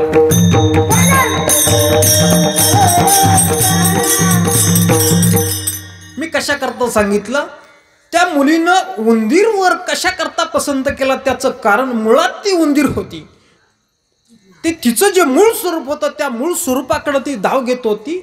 म्हणून प्रत्येक मनुष्य सुखाची अपेक्षा करतो, त्याचं कारणच हेच आहे की प्रत्येक मनुष्य हा परमात्म्याचा अंश असल्यामुळे सुखस्वरूप असणाऱ्या परमात्म्याकडे धाव घेतो. प्रत्येकजण सुखाची अपेक्षा करतो. याच पद्धतीनं जगद्गुरु तुकोबरायांच्या जीवनामध्ये ज्यावेळी सांसारिक दुःखामध्ये त्यांचं जीवन सुरू झालं, दुष्काळी आटली द्रव्य नेला मानश्री एकी अन्नान्न करिता मेली. सुरुवातीला चांगला प्रपंच केला, दैववशामध्ये प्रारब्ध पालटलं आणि संसाराची स्थिती एकदम बिकट झाली. दुष्काळ पडला, अन्ना वाचून घरातली माणसं मेली, मुलगा मेला, पत्नी मेली, अशा प्रकारची अन्नान्न दशा झाली. तुकाराम महाराज सांगतात, संसारे झालो अति दुःखे दुःखी माय बापे सेकी क्रमिलिया. स्वतःचं चरित्र स्वतः सांगताना तुकाराम महाराज म्हणतात, आई गेली, वडील गेले, पत्नी गेली, मुलगा गेला, थोरली भाऊसही गेली, त्यामुळं भाऊ विरक्त होऊन निघून गेला. एवढी घरातली माणसं सगळी सोडून गेले. संसारामध्ये अतिशय दानादान प्रपंचाची होऊन गेली. एवढं दुःख झालं, एवढं दुःख झालं. तुकाराम महाराज म्हणले, अनेक दुःखे सांगू किती, सकळ संसाराची स्थिती न साहे पाषाण फुटती बयकाप चित्ती गरला असे. हे म्हणले, माझं दुःख काय सांगू, मी जर माझं दुःख सांगायला लागलो तर पाषाण सुद्धा ऐकून फुटतील, एवढं दुःख माझं दारुण आहे. आता पाषाण म्हणजे दगडातला सर्वात कठीण जो प्रकार असतो त्याला पाषाण म्हणतात. पण असा कठीण पाषाण सुद्धा माझ्या दुःखापुढे फुटेल, एवढं दुःख माझ्या जीवनात आहे. तुकाराम महाराजांचं जीवन एवढं दुःखी झालं. त्यावेळी तुकाराम महाराजांचा विवेक जागा झाला आणि त्यांना कळालं की हे दुःख परमात्म्याशिवाय आपलं कोणीही निवारण करू शकत नाही. या दुःखाची आत्यंतिक निवृत्ती करायची असेल तर परमात्म्याशिवाय शक्य नाही. म्हणून तुकाराम महाराज देवासमोर गेले आणि हात पसरून म्हणाले, हे नारायणा, माझ्या दुःखाची खंडना करा अभंगाच्या पहिल्या चरणी.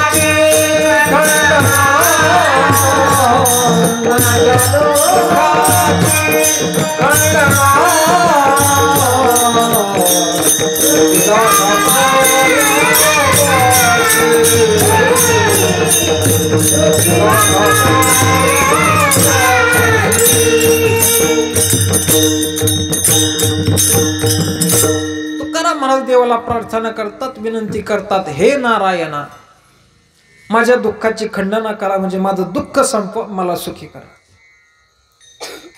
हे म्हणत असताना तुकाराम महाराजांनी देवाच्या अनेक नावापैकी नारायण हे नाव घेतलेलं आहे. तुम्ही म्हणाल, तुकाराम महाराजांनी नारायण नाव घेतलं म्हणजे देवाचे अनेक नाव आहेत, घ्या कुठलं तरी एक म्हणून घेतलं का? नाही. परमात्म्याच्या प्रत्येक नावामध्ये सामर्थ्य आहे, प्रश्नच नाही. परंतु मागणीचा विषय आणि देवाचं नाव याचं कुठंतरी साधर्म्य, कुठंतरी संबंध असतो, ते नाव तुकाराम महाराज घेतात. साधी गोष्ट मी आपल्याला सांगतो.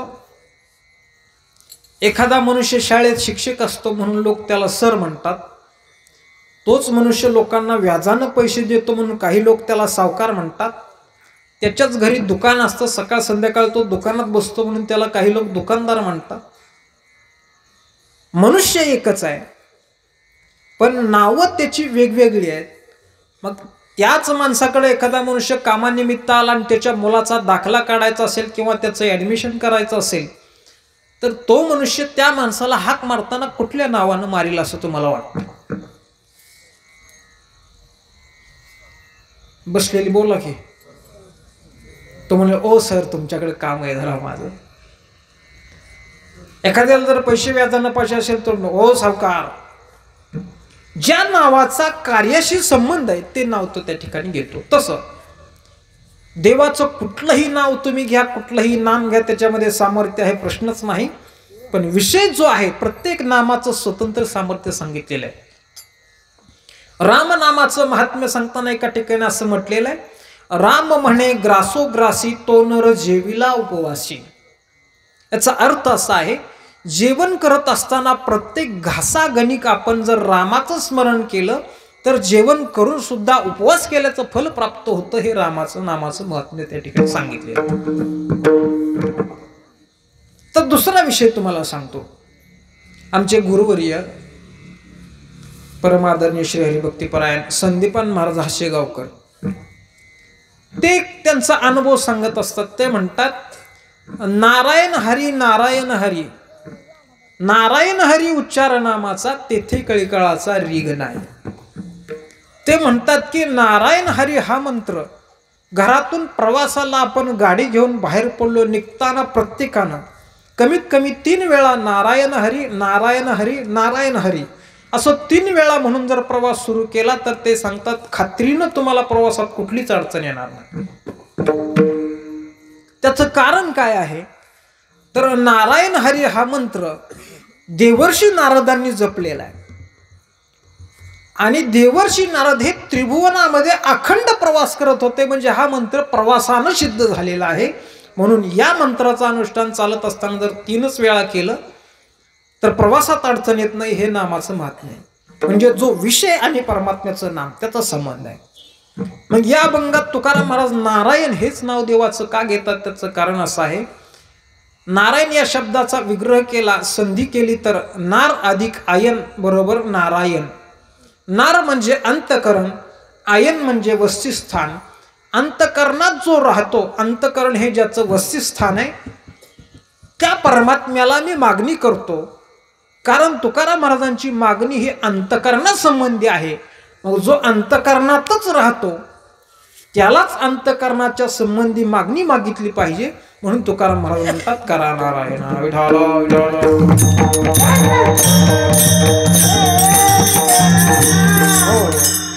तुकाराम महाराज म्हणतात, नारायणा माझ्या दुःखाची खंडना करा.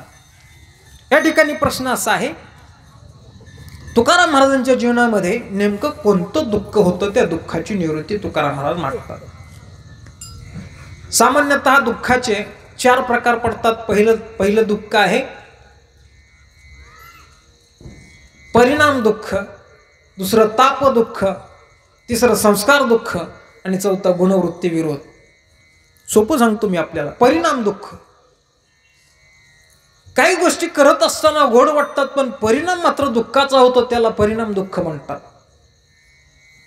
साधी गोष्ट आपल्याला सांगतो, शाळेत जाणाऱ्या मुलांना काय आवडतं, अभ्यास न करता धांगडधिंगा मस्ती खेळ खेळणं, खाणं पिणं, मजा करणं हे आवडतं, बरं वाटतं. परीक्षेच्या काळात अभ्यास करायचा नाही, इतर वेळात अभ्यास करायचा नाही, उद्या करू नंतर करू असं करता करता परीक्षा येते तरी यांचा धिंगाणा चालूच असतो, गोड वाटतं. पण ज्यावेळी शेवटी निकाल फेल म्हणून हातात येतो त्यावेळी जे दुःख होतं त्याला परिणाम दुःख म्हणतात. गीतेमध्ये राजसुखाचा प्रकार सांगताना परमात्मा बोलतात, विषेंद्रिय संयोगात येतत अग्रे अमृतोपमम परिणामे विषमिव तत्सुखम राजसम स्मृतम. परमात्मा बोलतात, विषय आणि इंद्रिय यांच्या संयोगानं निर्माण होणारं सुख सुरुवातीला अमृतासारखं आहे, पण परिणाम मात्र विषासारखा आहे, त्याला राजस सुख म्हणतात. याला परिणाम दुःख म्हणतात. मांसाहार करणाऱ्या लोकांना धोक्याचा इशारा देताना तुकाराम महाराजांनी असं म्हटलेलं आहे, मांस खाता हौस करी जोडोनी वैरी ठेविला. तुकाराम महाराज म्हणले, बाबा तुला आता मजा वाटते पण तू तुझा वैरी स्वतः तयार करून ठेवतो हे लक्षात ठेव. कारण तयाशी का देहांती मारिले पशु मारावया येते असं नाथ महाराज म्हणतात. आता पशु मारताना बरं वाटतंय पण ते सगळे मिळून आपल्याला मरताक्षणी आपल्याला मारण्याकरता ते हजर होतात असं नाथ महाराजांचं प्रमाण आहे.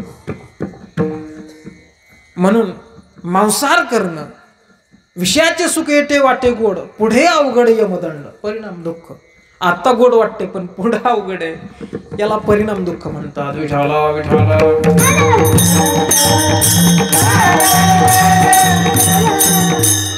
त्या बादशाची बिरबलाची गोष्ट सांगतात. बिरबल आणि बादशाह असे बागेत फिरत असताना एक वांगी विकणारी बाई विकायला आली. ती तिच्या स्वरात सांगायची, वांगी घ्या वांगी, सुंदर वांगी, चांगली वांगी, स्वर लावायची. बादशाह ने विचारलं, बिरबल ये क्या है? त्याने सांगितलं, हुजूर इसे बैंगन कहते हैं.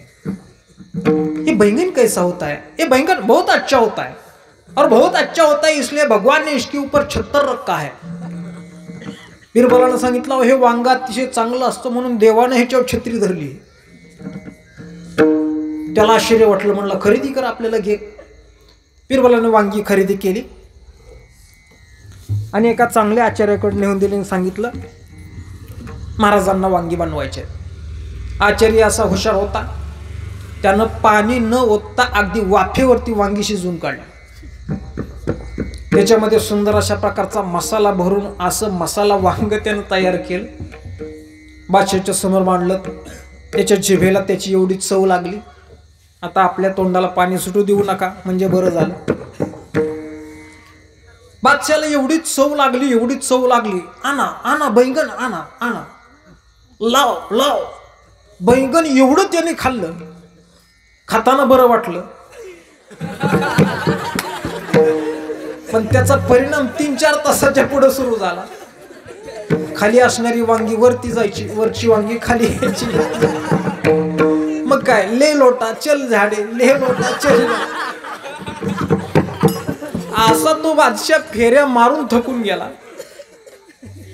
रागानं बिरबलला बोल गया, बिरबल तूने तो कहा बैंगन बहुत अच्छा होता है और ये देखो मेरा क्या हाल हो गया.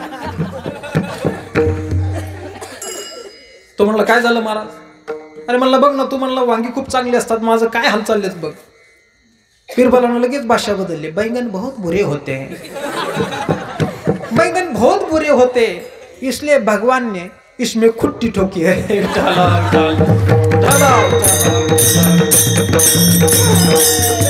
म्हणलं ही वांगी लय वाईट असतात म्हणून देवाने ह्याच्यात खुटी ठोकली.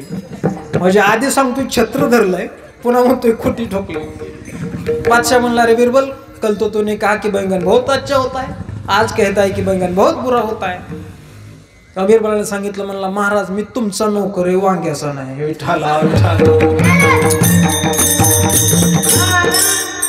तुकाराम महाराज म्हणतात, चित्त खोटे चालीवरी, रोग भोगाचे अंतरी, रसना अनावरी. तुका म्हणे टिंब टिंब वाहे. रसना अनावर होते बाबा, खाताना बरं वाटतं, परिणाम वाईट. परिणाम दुःख मी सांगत होतो. परिणाम दुःख, ताप दुःख 3 प्रकारचा ताप आहे. आध्यात्मिक, आधी भौतिक, आधी दैवी. आध्यात्मिक ताप म्हणजे काय? देही प्रगटे रोग व्याधी. शरीरामध्ये अनेक प्रकारचे रोग निर्माण होऊन जे दुःख होतं त्याला आध्यात्मिक दुःख म्हणतात. चोर, व्याघ्र, सर्प इत्यादी परपशुपासून आपल्याला त्रास होणं याला आधी भौतिक दुःख म्हणतात. आणि दैवे, अतिवृष्टी का अनावृष्टी, राजकीय लुटिले झाला कष्टी. दैववशामध्ये अतिवृष्टी, अत्यंत जास्त पाऊस पडणं, जी अतिवृष्टी आता या वर्षी आपल्याकडे झाली. अनावृष्टी, कसलाच पाऊस न पडणं, अचानक आग लागणं, राजानं लुटणं, राजकीय लुटिले झाला कष्टी.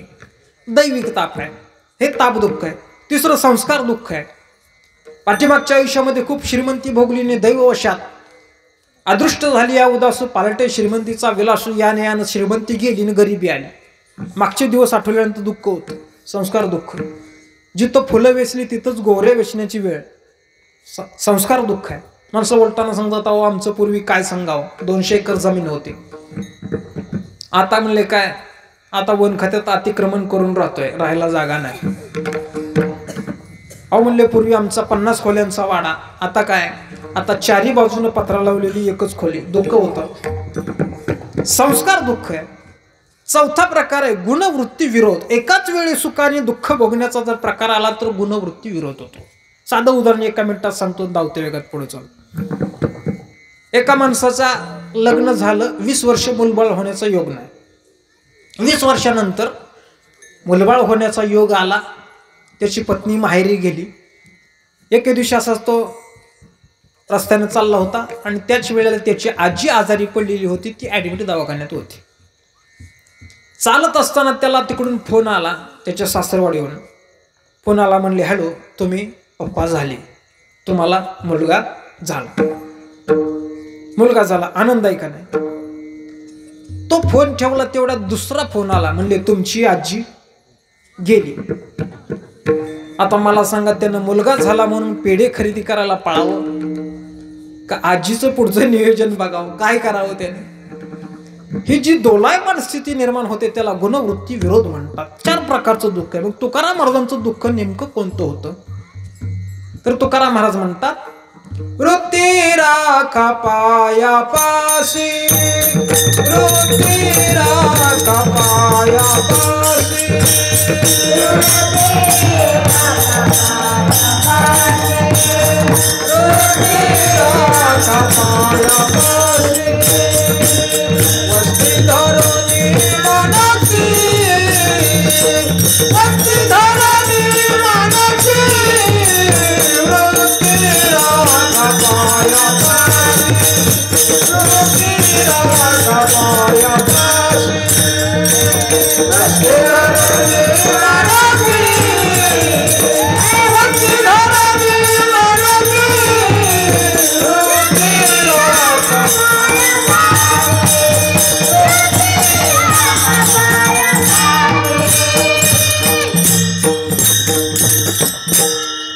तुकाराम महाराज म्हणतात, माझं हे दुःख आहे की माझी वृत्ती देवा तुमच्या चरणावर स्थिर करा. एवढं केलं की माझी सगळी दुःख संपणार. माझी वृत्ती तुमच्या चरणावर स्थिर होत नाही, हे माझं दुःख आहे. तुम्ही माझ्या अंतःकरणामध्ये वसतिस्थान करून राहा, ही माझी इच्छा आहे. माझी वृत्ती तुमच्या चरणावर राहिली पाहिजे. तुकाराम महाराज वृत्ती देवाच्या चरणावर ठेवण्याचीच अट्टास का करतात, मागणी का करतात? त्याचं कारण असं आहे, मनुष्याला जे दुःख होतं त्याची 3 कारणं सांगितलेली आहेत. त्याच्यातलं पहिलं कारण प्रमाद, दुसरं कारण प्रारब्ध आणि तिसरं कारण आत्मस्वरूपाचं अज्ञान. थोडक्यात समजून सांगतो. प्रमाद, स्वतःच्या चुकांमुळे दुःख भोगावं लागलं. मग अशी आपण उदाहरण बघितलं बादशाचं, स्वतःची चूक, त्याला प्रमाद म्हणतात. दुसरं कारण आपली चूक नसताना सुद्धा कधी कधी दुःख भोगावं लागतं, त्याचं कारण आपलं प्रारब्ध. प्रारब्ध जर प्रतिकूल असेल ना, तर आपण कितीही इच्छा केली तरी जे प्रारब्ध आहे, प्रारब्धामध्ये आहे तेच आपल्याला घ्यावं लागतं. जुन्या काळातली गोष्ट, एक ब्राह्मण काका आपल्या मुलाची मुंज करण्याची इच्छा, पण खिशात काही रुपया अडका नाही. म्हणले चला राजाला मदत मागू. जुना काळ होता, राजे लोक गरिबांना त्या काळात मदत करायचे. आता राजे लोक मदत करतात पण श्रीमंतांना करतात, गरिबांना नाही. श्रीमंतांना सांगतात तुम्ही कधी फोन करा, तुमचं काम लगेच करतो. पण त्या काळात गरिबांना राजे लोक मदत करत होते. सकाळी दरबार भरलेला, राजा सिंहासनावर बसलेला, बाजूला प्रधान आहे, या बाजूला मंत्री आहे, पुढे सगळी प्रजा बसलेली, न्याय निवाडा सुरू आहे. तेवढ्यात समोरून काका आतमध्ये आले. राजा धार्मिक होता, ब्राह्मण काका आहेत, भूदेव आहेत, नमस्कार केला. बसा काका, काही अडचण आहे का? काकाने सांगितलं महाराज मुलाची मुंज करावी म्हणतोय, खिशात रुपया अडका काहीच नाही, काहीतरी मदत करा. त्यांनी विचारलं ठीक आहे काका, किती पैसे लागतील मला सांगा. काकाने थोडासा विचार केला आणि सांगितलं काय नाही, 100 रुपये भरपूर होतील. जुना काळ आहे, मुंजीचा खर्च 100 भरपूर झाले. राजाने लगेच सांगितलं प्रधानजी त्यांना 100 रुपये देऊन टाका. आता हे मागितल्याबरोबर राजा 100 द्यायला तयार झाला. याच्यामुळं काय झालं, काकाच्या वृत्तीमध्ये लोभ निर्माण झाला. पाणी सुटलं काकाला आपल्या भाषेत. काकाला वाटलं मागितलं की 100 राजाने दिले, आपण काय वेडा माणूस आहे, 100 मागितलं तर जास्त मागितलं असतं बरं झालं असतं. काका इकडे तिकडे बघू लागले. राजाने विचारलं काका काही अडचण आहे का? बोला, निसंकोच बोला, काय अडचण? काकाने सांगितलं कसं आहे महाराज, हे मुंजीचा खर्च हे 100 रुपयात भागेल, पण जेवण खाणं जरा नियोजन करायचं म्हटलं तर खर्च वाढेल. म्हणले किती खर्च येईल? पुन्हा विचार केला आणि सांगितलं काय नाही, 500 रुपये भरपूर होतील. प्रधानजी त्यांना 500 रुपये देऊन टाका. आता ही पैसा नावाची अशी वस्तू आहे, मिळालं की त्याचा लोभ वाढतच जातो. पुन्हा काका इकडे तिकडे बघू लागले. राजाने विचारलं काका बोला तुम्ही, मी सांगितलंय तुम्हाला निसंकोच बोला, काय अडचण आहे का? काकाने सांगितलं कसं आहे राजेसाहेब, हे जेवण का हे पाश्चात भागतंय, पण काय लोक येताना रिकाम येत नाही. आपल्या पोराला काहीतरी आंगडं टोपडं घेऊन येतात, मग आपण त्यांना काहीतरी द्यावं लागतं, खर्च थोडा जास्त येईल. म्हणले किती खर्च येईल? 1000 रुपये भरपूर होते. प्रधानजी त्यांना 1000 रुपये देऊन टाका. असं काका इकडे तिकडे बघू लागलं, काय आज मागील तेवढं देत आहेत, कल्याण झालं असतं जास्त मागितलं असतं. काकाची चुळबुळ राजानं बघितले, म्हणले काका हे बघा आत्ता मला वेळ नाही, मी तुम्हाला एक पर्याय सांगतो. समोरच्या खोलीमध्ये तांदळाचे 4 ढीग ठेवलेले आहेत. पहिल्या ढिगामध्ये 100 रुपये मी पुरून ठेवलेले आहेत, दुसऱ्या ढिगामध्ये 500 आहेत, तिसऱ्यात 1000 आहेत आणि चौथ्यात 10,000 आहेत. तुम्हाला जो ढीग पाहिजे तो उचला जा, मला आत्ता वेळ नाही. राजाशी असं उठला, निघून गेला. प्रधानानं काकांना घेतलं आणि त्या समोरच्या खोलीत नेलं. म्हणले बघा राजानं सांगितल्याप्रमाणे हे 4 ढीग आहेत, तुम्हाला जो ढीग पाहिजे तो उचला, घेऊन जा. काका तिथे गेले. राजानं काय सांगितलं होतं, पहिल्यात 100 आहेत, दुसऱ्यात 500 आहेत, तिसऱ्यात 1000 आहेत, चौथ्यात 10,000 आहेत. पहिल्या ढिगाकडं काकाने बघितलं, विचार केला. विचार केल्यानंतर प्रारब्धानं काकाची बुद्धी कशी फिरवली. काका विचार करतात, राजानं सांगितले पहिल्या ढिगात 100 आहेत, पण राजा खरं कसं बोलेल. कदाचित पहिल्याच ढिगात त्यानं 10,000 ठेवले असावेत, म्हणून त्या ठिकाणी काकाने सांगितलं मला पहिला ढीग द्या. प्रधान म्हणला घेऊन जा. काकाने ढीग घेतला, उकरून बघितलं, बरोबर 100 निघले. विठाला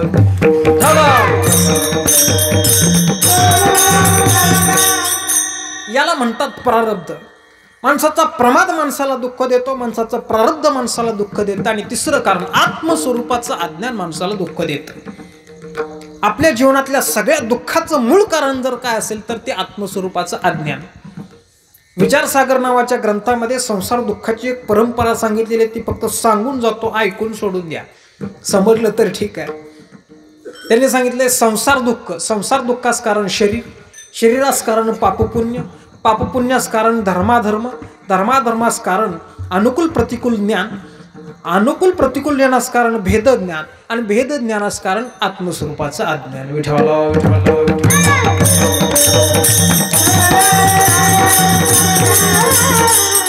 सांगण्याच्या गडबडीमध्ये एखादा मागं पुढे होऊ शकतं, पण सगळ्याचं मूळ शेवटी जर त्यांनी काय सांगितलं, आत्मस्वरूपाचं अज्ञान.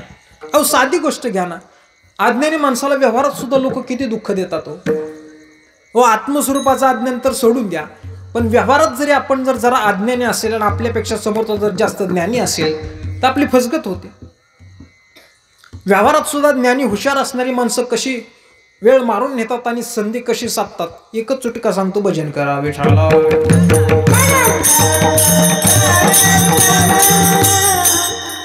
एकदा काय झालं, एका माणसाचं नवीनच लग्न झालं. मग आता नवीन लग्न झालेले त्याची पत्नी आणि ते दोघं जण म्हणले चला आता कुठंतरी फिरून येऊ. जरा धार्मिक होते, म्हणले इकडं तिकडं जाण्यापेक्षा आपण पुणे शहरात राहतो, तिथून आपलं कुठंतरी पंढरपूरला जाऊ, देवाचं दर्शन करू. जायचं ठरलं. मग कशानं जायचं, म्हणले दुसऱ्या वाहनानं जाण्यापेक्षा जरा रेल्वेनं जाऊ, जरा थोडा आनंद प्रवासाचा घेऊ. दोघं जण त्या स्टेशनवरती आले. योगायोगानं एक डबा पूर्ण रिकामा होता, कुणीच नव्हतं.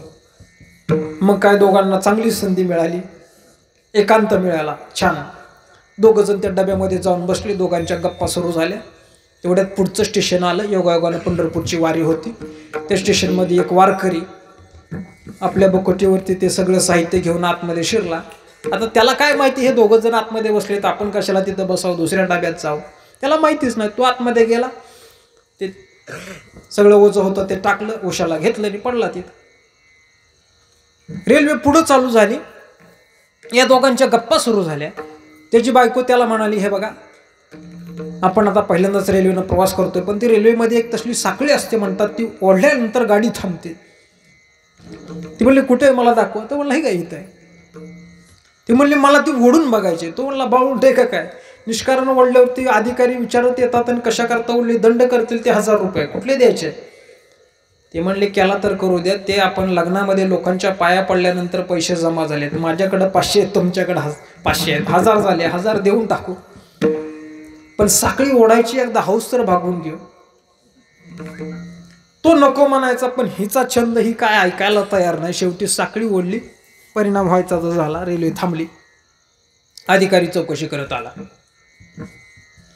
अधिकारी लांब आहे तोपर्यंत त्याची बायको त्याला म्हणते, आता तुम्हाला मी एक युक्ती सांगते. काय सांगायचं. तो अधिकारी येईल, आपण सांगायचं, हे बघा ह्या वारकऱ्यानं साखळी ओढली, आम्हाला त्या साखळीशी घेणं देणं नाही. आता हा वारकरी पडून पडून ऐकत होता तिथं. अधिकारी आला, म्हणला कोणी साखळी ओढली? त्यांनी सांगितलं हे बघा ह्या वारकऱ्यानं साखळी ओढली. वारकऱ्याला कळलं आता हे चांगलंच आपल्या अंगलोट आलेलं आहे, काय घेणं देणं नसताना डब्यात कोण आहे हे बघून बसलो असतो तर बरं झालं असतं. पण आता विचार करायची वेळ निघून गेलेली होती. आता पुढं काहीतरी सुटकेसाठी विचार केला पाहिजे. पण वारकरी चांगला निष्णात वारकरी होता, चांगले उन्हाळे पावसाळे पाहिलेला वारकरी होता. त्यांना अधिकाऱ्याला जवळ येऊन दिलं. त्यांनी विचारलं बाबा का साखळी ओढली? चला काढा, 1000 रुपये दंड काढा. त्या वारकऱ्यानं सांगितलं साहेब साखळी ओढू नको तर काय करू, माझ्याकडे दुसरा पर्यायच नव्हता. अहो पण झालं होतं काय?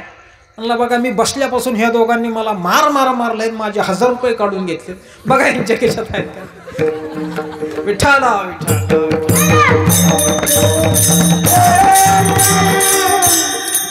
साहेबांनी चेक केलं, बरोबर ठरल्याप्रमाणे 500 दोघांकडे निघले, 1000 घेतले, दंड केला.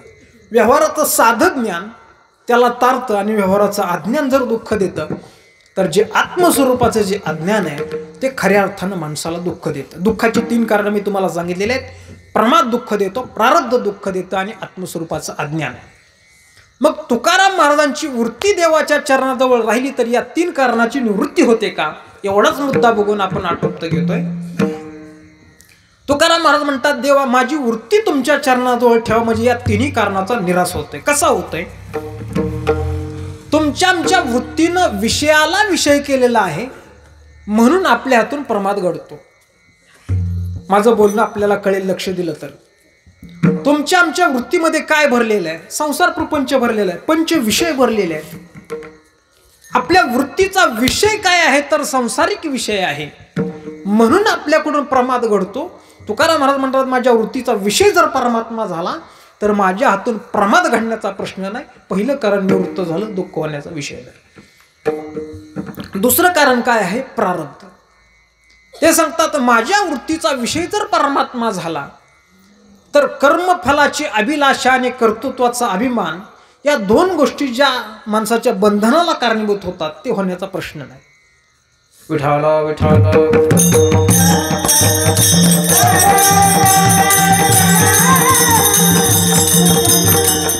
तैसा कर्तृत्वाचा मधु आणि कर्मफलाचा आस्वादू या दोहीचे नाव बंध कर्माचा की. हे कर्म मी करतोय असा अभिमान आणि हे केल्यानंतर मला अमुक अमुक मिळावं ही अभिलाषा, या 2 गोष्टी निर्माण झाल्या की ते कर्म माणसाच्या बंधनाला कारणीभूत होतं. गीतेमध्ये कर्मयोग सांगितलं म्हणजे काय सांगितलं? त्यांनी सांगितलं कर्मफलाची अभिलाषा आणि कर्माचा अभिमान अर्जुना तू टाक आणि कर्म कर, म्हणजे ते कर्म तुला बाधक ठरणार नाही. तुकाराम महाराज म्हणतात माझ्या वृत्तीचा जर विषयच परमात्मा झाला तर ते कर्म मला बाधक ठरण्याचा प्रश्न नाही, म्हणजे प्रारब्धाचं दुःख मला मिळणं त्या ठिकाणी शक्य नाही. माझं कर्म जर सगळं सकळ आहे ते सगळं कृष्णाशी अर्पण अशा पद्धतीने जर मी कर्म करत गेलो तर ते कर्म मला दुःख देणार नाही. जरी करणे हातू घडे त्रैलोक्याचा घातू तरी तेने केले हे मात बोलू नये असं ज्ञानेश्वर महाराज म्हणतात. हे सर्व करतो ते परमात्मा करतो, मला याच्यातून कोणती अपेक्षा नाही, अशा प्रकारची निरपेक्ष कर्माची जर बुद्धी असेल तर ते कर्म मनुष्याच्या दुःखाला कारणीभूत होऊ शकत नाही. ते परमात्मा स्वरूपामध्ये त्या ठिकाणी त्याला घेऊन जातं. म्हणजे तुकाराम महाराज म्हणतात देवा माझ्या वृत्तीचा विषय जर तुम्ही झाला तर प्रारब्धाचा प्रश्न नाही, परिणाम दुःख नाही. आणि जे आत्मस्वरूपाचं अज्ञान, तिसरं कारण, आपलं जे आत्मस्वरूप आहे, आत्मस्वरूपाचं जे ज्ञान आहे त्याचा लोप कशामुळे झाला? ज्ञानेश्वर महाराजांची एकच ओवी मी आपल्याला सांगतो. विठाला विठाला आणि फळाची हवा हृदयी कामा झाला रिगावा, तयाचे घसणी दिवा ज्ञानाचा गेला. मनुष्याच्या वृत्तीनं विषयाला विषय केलं की त्याचं ज्ञान लोप पावतं, त्या ठिकाणी अज्ञानाचं आवरण त्या ठिकाणी निर्माण होतं, म्हणजे आत्मस्वरूपाचं अज्ञान माणसाला दुःख देतं. तुकाराम महाराज म्हणतात माझी वृत्ती जर तुमच्या चरणाजवळ स्थिर राहिली तर त्या ठिकाणी अज्ञानाचा संबंध नाही. कारण परमात्मा कसा आहे? सच्चित आनंद स्वरूप आहे, ज्ञानस्वरूप आहे, त्या ठिकाणी अज्ञानाचा लेशही नाही. म्हणून माझी वृत्ती जर तुमच्या ठिकाणी राहिली तर या दुःखाची 3ही कारणं निवृत्त होतात. परिणामी मला सुख प्राप्त. म्हणून वृत्ती राखा पायापाशी, वस्ती धरोनी मानसे विठोबा रखुमाये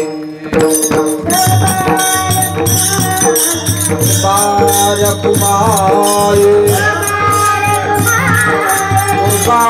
रखुमाये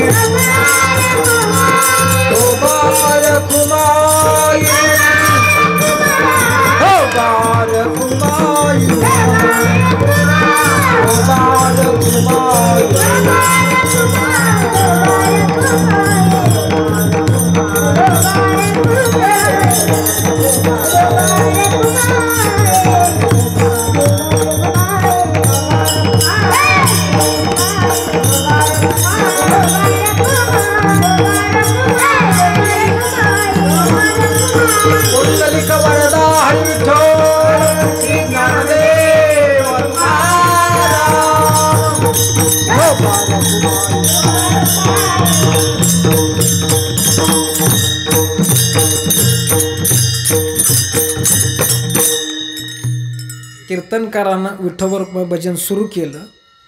त्याच्यानंतर त्याला हार घालायला किती वेळ लागेल, त्याला पुंडलिक वरदा म्हणायला किती वेळ लागेल, या अनुषंगानं आपली लय वाढवत जायचं. की सगळ्या कामाकरता ती लय पुरली पाहिजे. तर तुम्ही अगोदरच माझ्या पुढे निघून गेला. त्यांनी मला हार कधी घालणार, मी पुंडलिक कधी म्हणणार. विठाला विठाला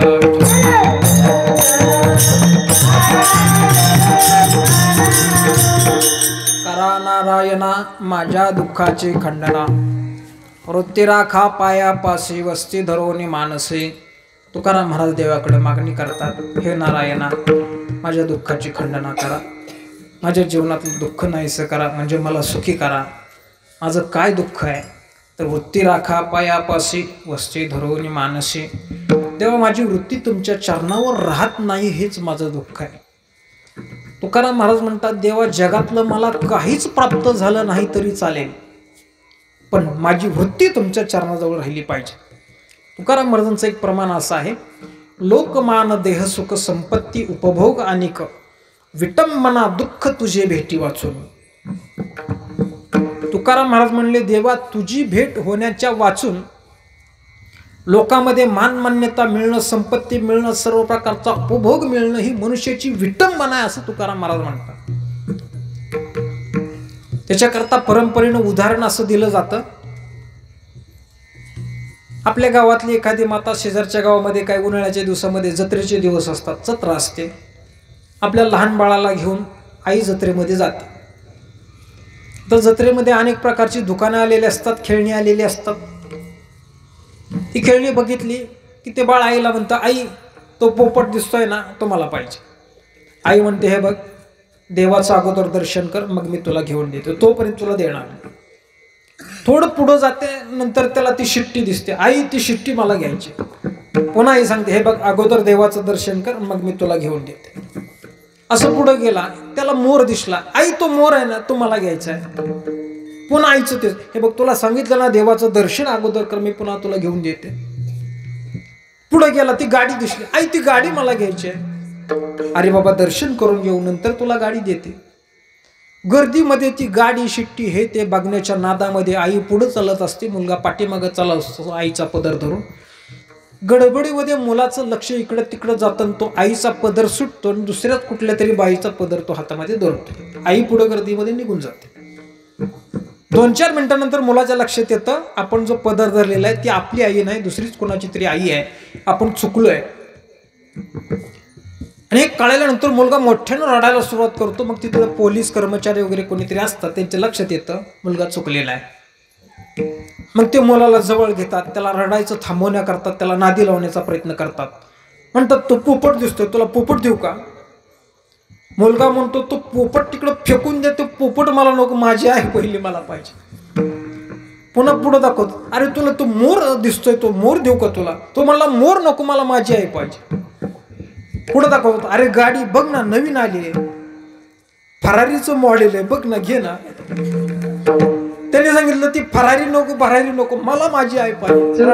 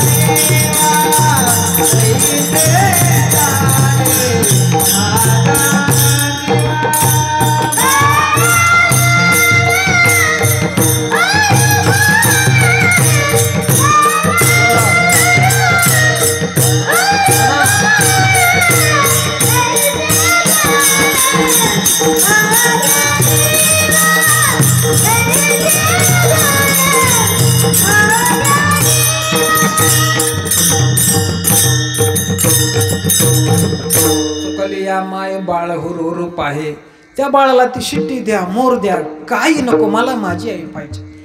चुकलेल्या बाळाला त्याची आई सोडून बाकीचं देणं ही त्याची विटंबना आहे. तसं तुकाराम महाराज म्हणतात, देवा मला तू सोडून दुसरं जगातलं सगळं देणं ही माझी विटंबना आहे. म्हणून माझी वृत्ती तुमच्या चरणाजवळ राहिली पाहिजे आणि तुम्ही अंतकरणामध्ये वस्तीस्थान करून राहिला पाहिजे. म्हणून वृत्ती राखा पायापाशी, वस्ती धरून मानसे.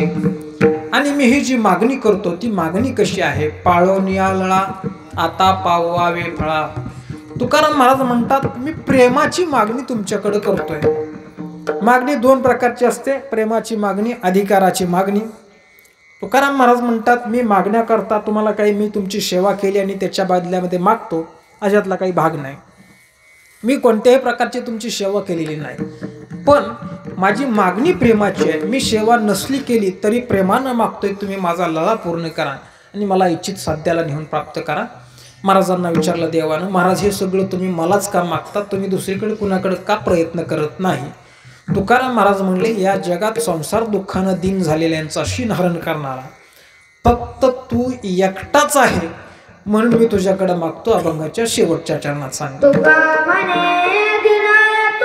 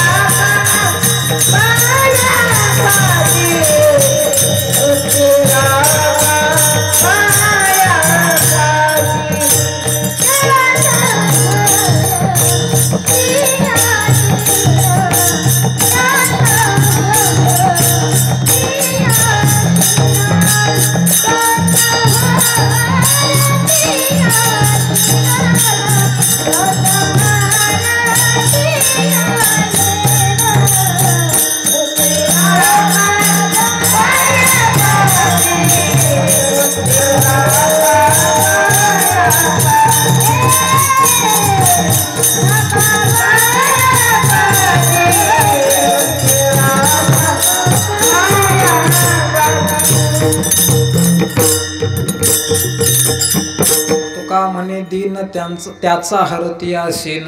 तुकाराम महाराज म्हणतात, या जगात संसार तापानं दिन झालेले जे कोणी साधक असतील त्यांचा ताप हरण करणारा फक्त तूच आहे देवा. कारण तुकाराम महाराजांचं एकच प्रमाण मी या पुष्टरता आपल्याला सांगून विराम घेतो. तुकाराम महाराज एका अभंगामध्ये असं म्हणतात, भागल्याचा तू विसावा, भागल्याचा तू विसावा, करेन नावाने बोलून, करीन नावाने बोलून, परमानंदा पुरुषोत्तमा, परमानंदा पुरुषोत्तमा. परमात्म्याशिवाय आपलं दुःख हरण करणारा दुसरा कोणी नाही. म्हणून हे देवा, तुका म्हणे दीन त्याचा हरती आसेन. वृत्ती राखा पायापासे वस्ती धरून मानसे ज्ञानेश्वर माऊली ज्ञानराज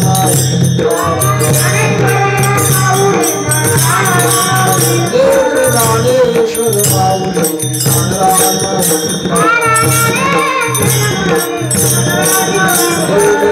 माऊली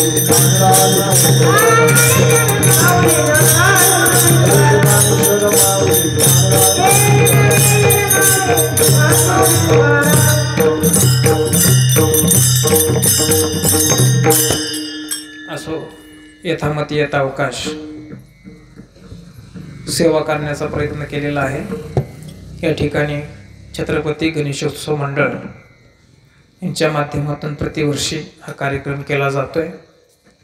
खरोखरच या मंडळाला द्यावे तेवढे धन्यवाद थोडे, कारण गणपतीचा उत्सव करणारं मंडळ आणि ते अशा प्रकारचं पारमार्थिक विचाराचं आहे, खरोखरच कौतुकास्पद बाब आहे। अर्थात याचं श्रेय आपल्याला मार्गदर्शन करणारे हरिभक्तिपरायण आदरणीय महाराजांचं मार्गदर्शन आपल्याला मिळतंय। तुमचं सर्वांचं भाग्य आहे। या मंडळांना द्यावे तेवढे धन्यवाद थोडे आहेत। उपस्थित असणारी आमची सर्व ज्ञानाई गुरुकुल विद्यार्थी वृंद मंडळी, ज्ञानाची साधना करणारी सर्व साधक मंडळी, आमचे हरिभक्तिपरायण विठ्ठल महाराज असतील, आमचे विनेकरी महाराज अनिल महाराज आहेत, सर्व मृदंगाचार्य गायनाचार्य सर्व महाराज मंडळी आहेत। या सर्वांच्या चरणी नतमस्तक होतो, सर्वांना धन्यवाद देतो। माझ्या माता पित्या समान असणारी सर्व श्रोते मंडळी यांच्या चरणी प्रणाम करतो, नतमस्तक होतो, धन्यवाद देतो। आणि या ठिकाणी झालेली सेवा भगवान गणेशजींच्या चरणी परमात्म्याच्या चरणी समर्पित करून आपण या ठिकाणी विराम घेत आहोत। तुकाराम तुकाराम तुकाराम तुकाराम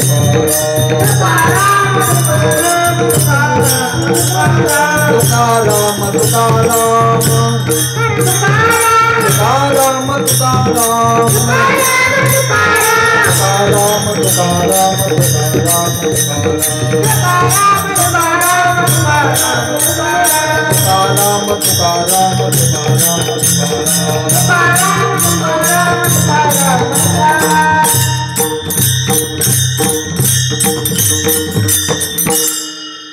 चाल घ्यायचे म्हणा।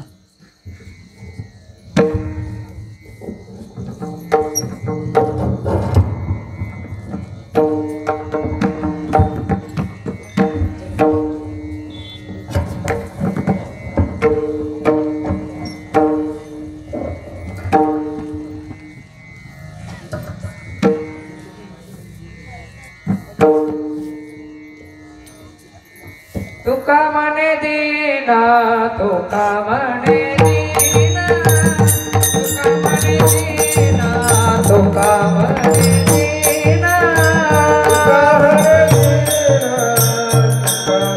दीना, तुका म्हणे दीना, तुका म्हणे दीना,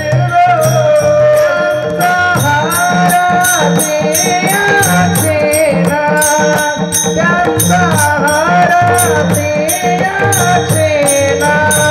वृत्ती राखा पाया पासे, वृत्ती राखा पाया पासे, वृत्ती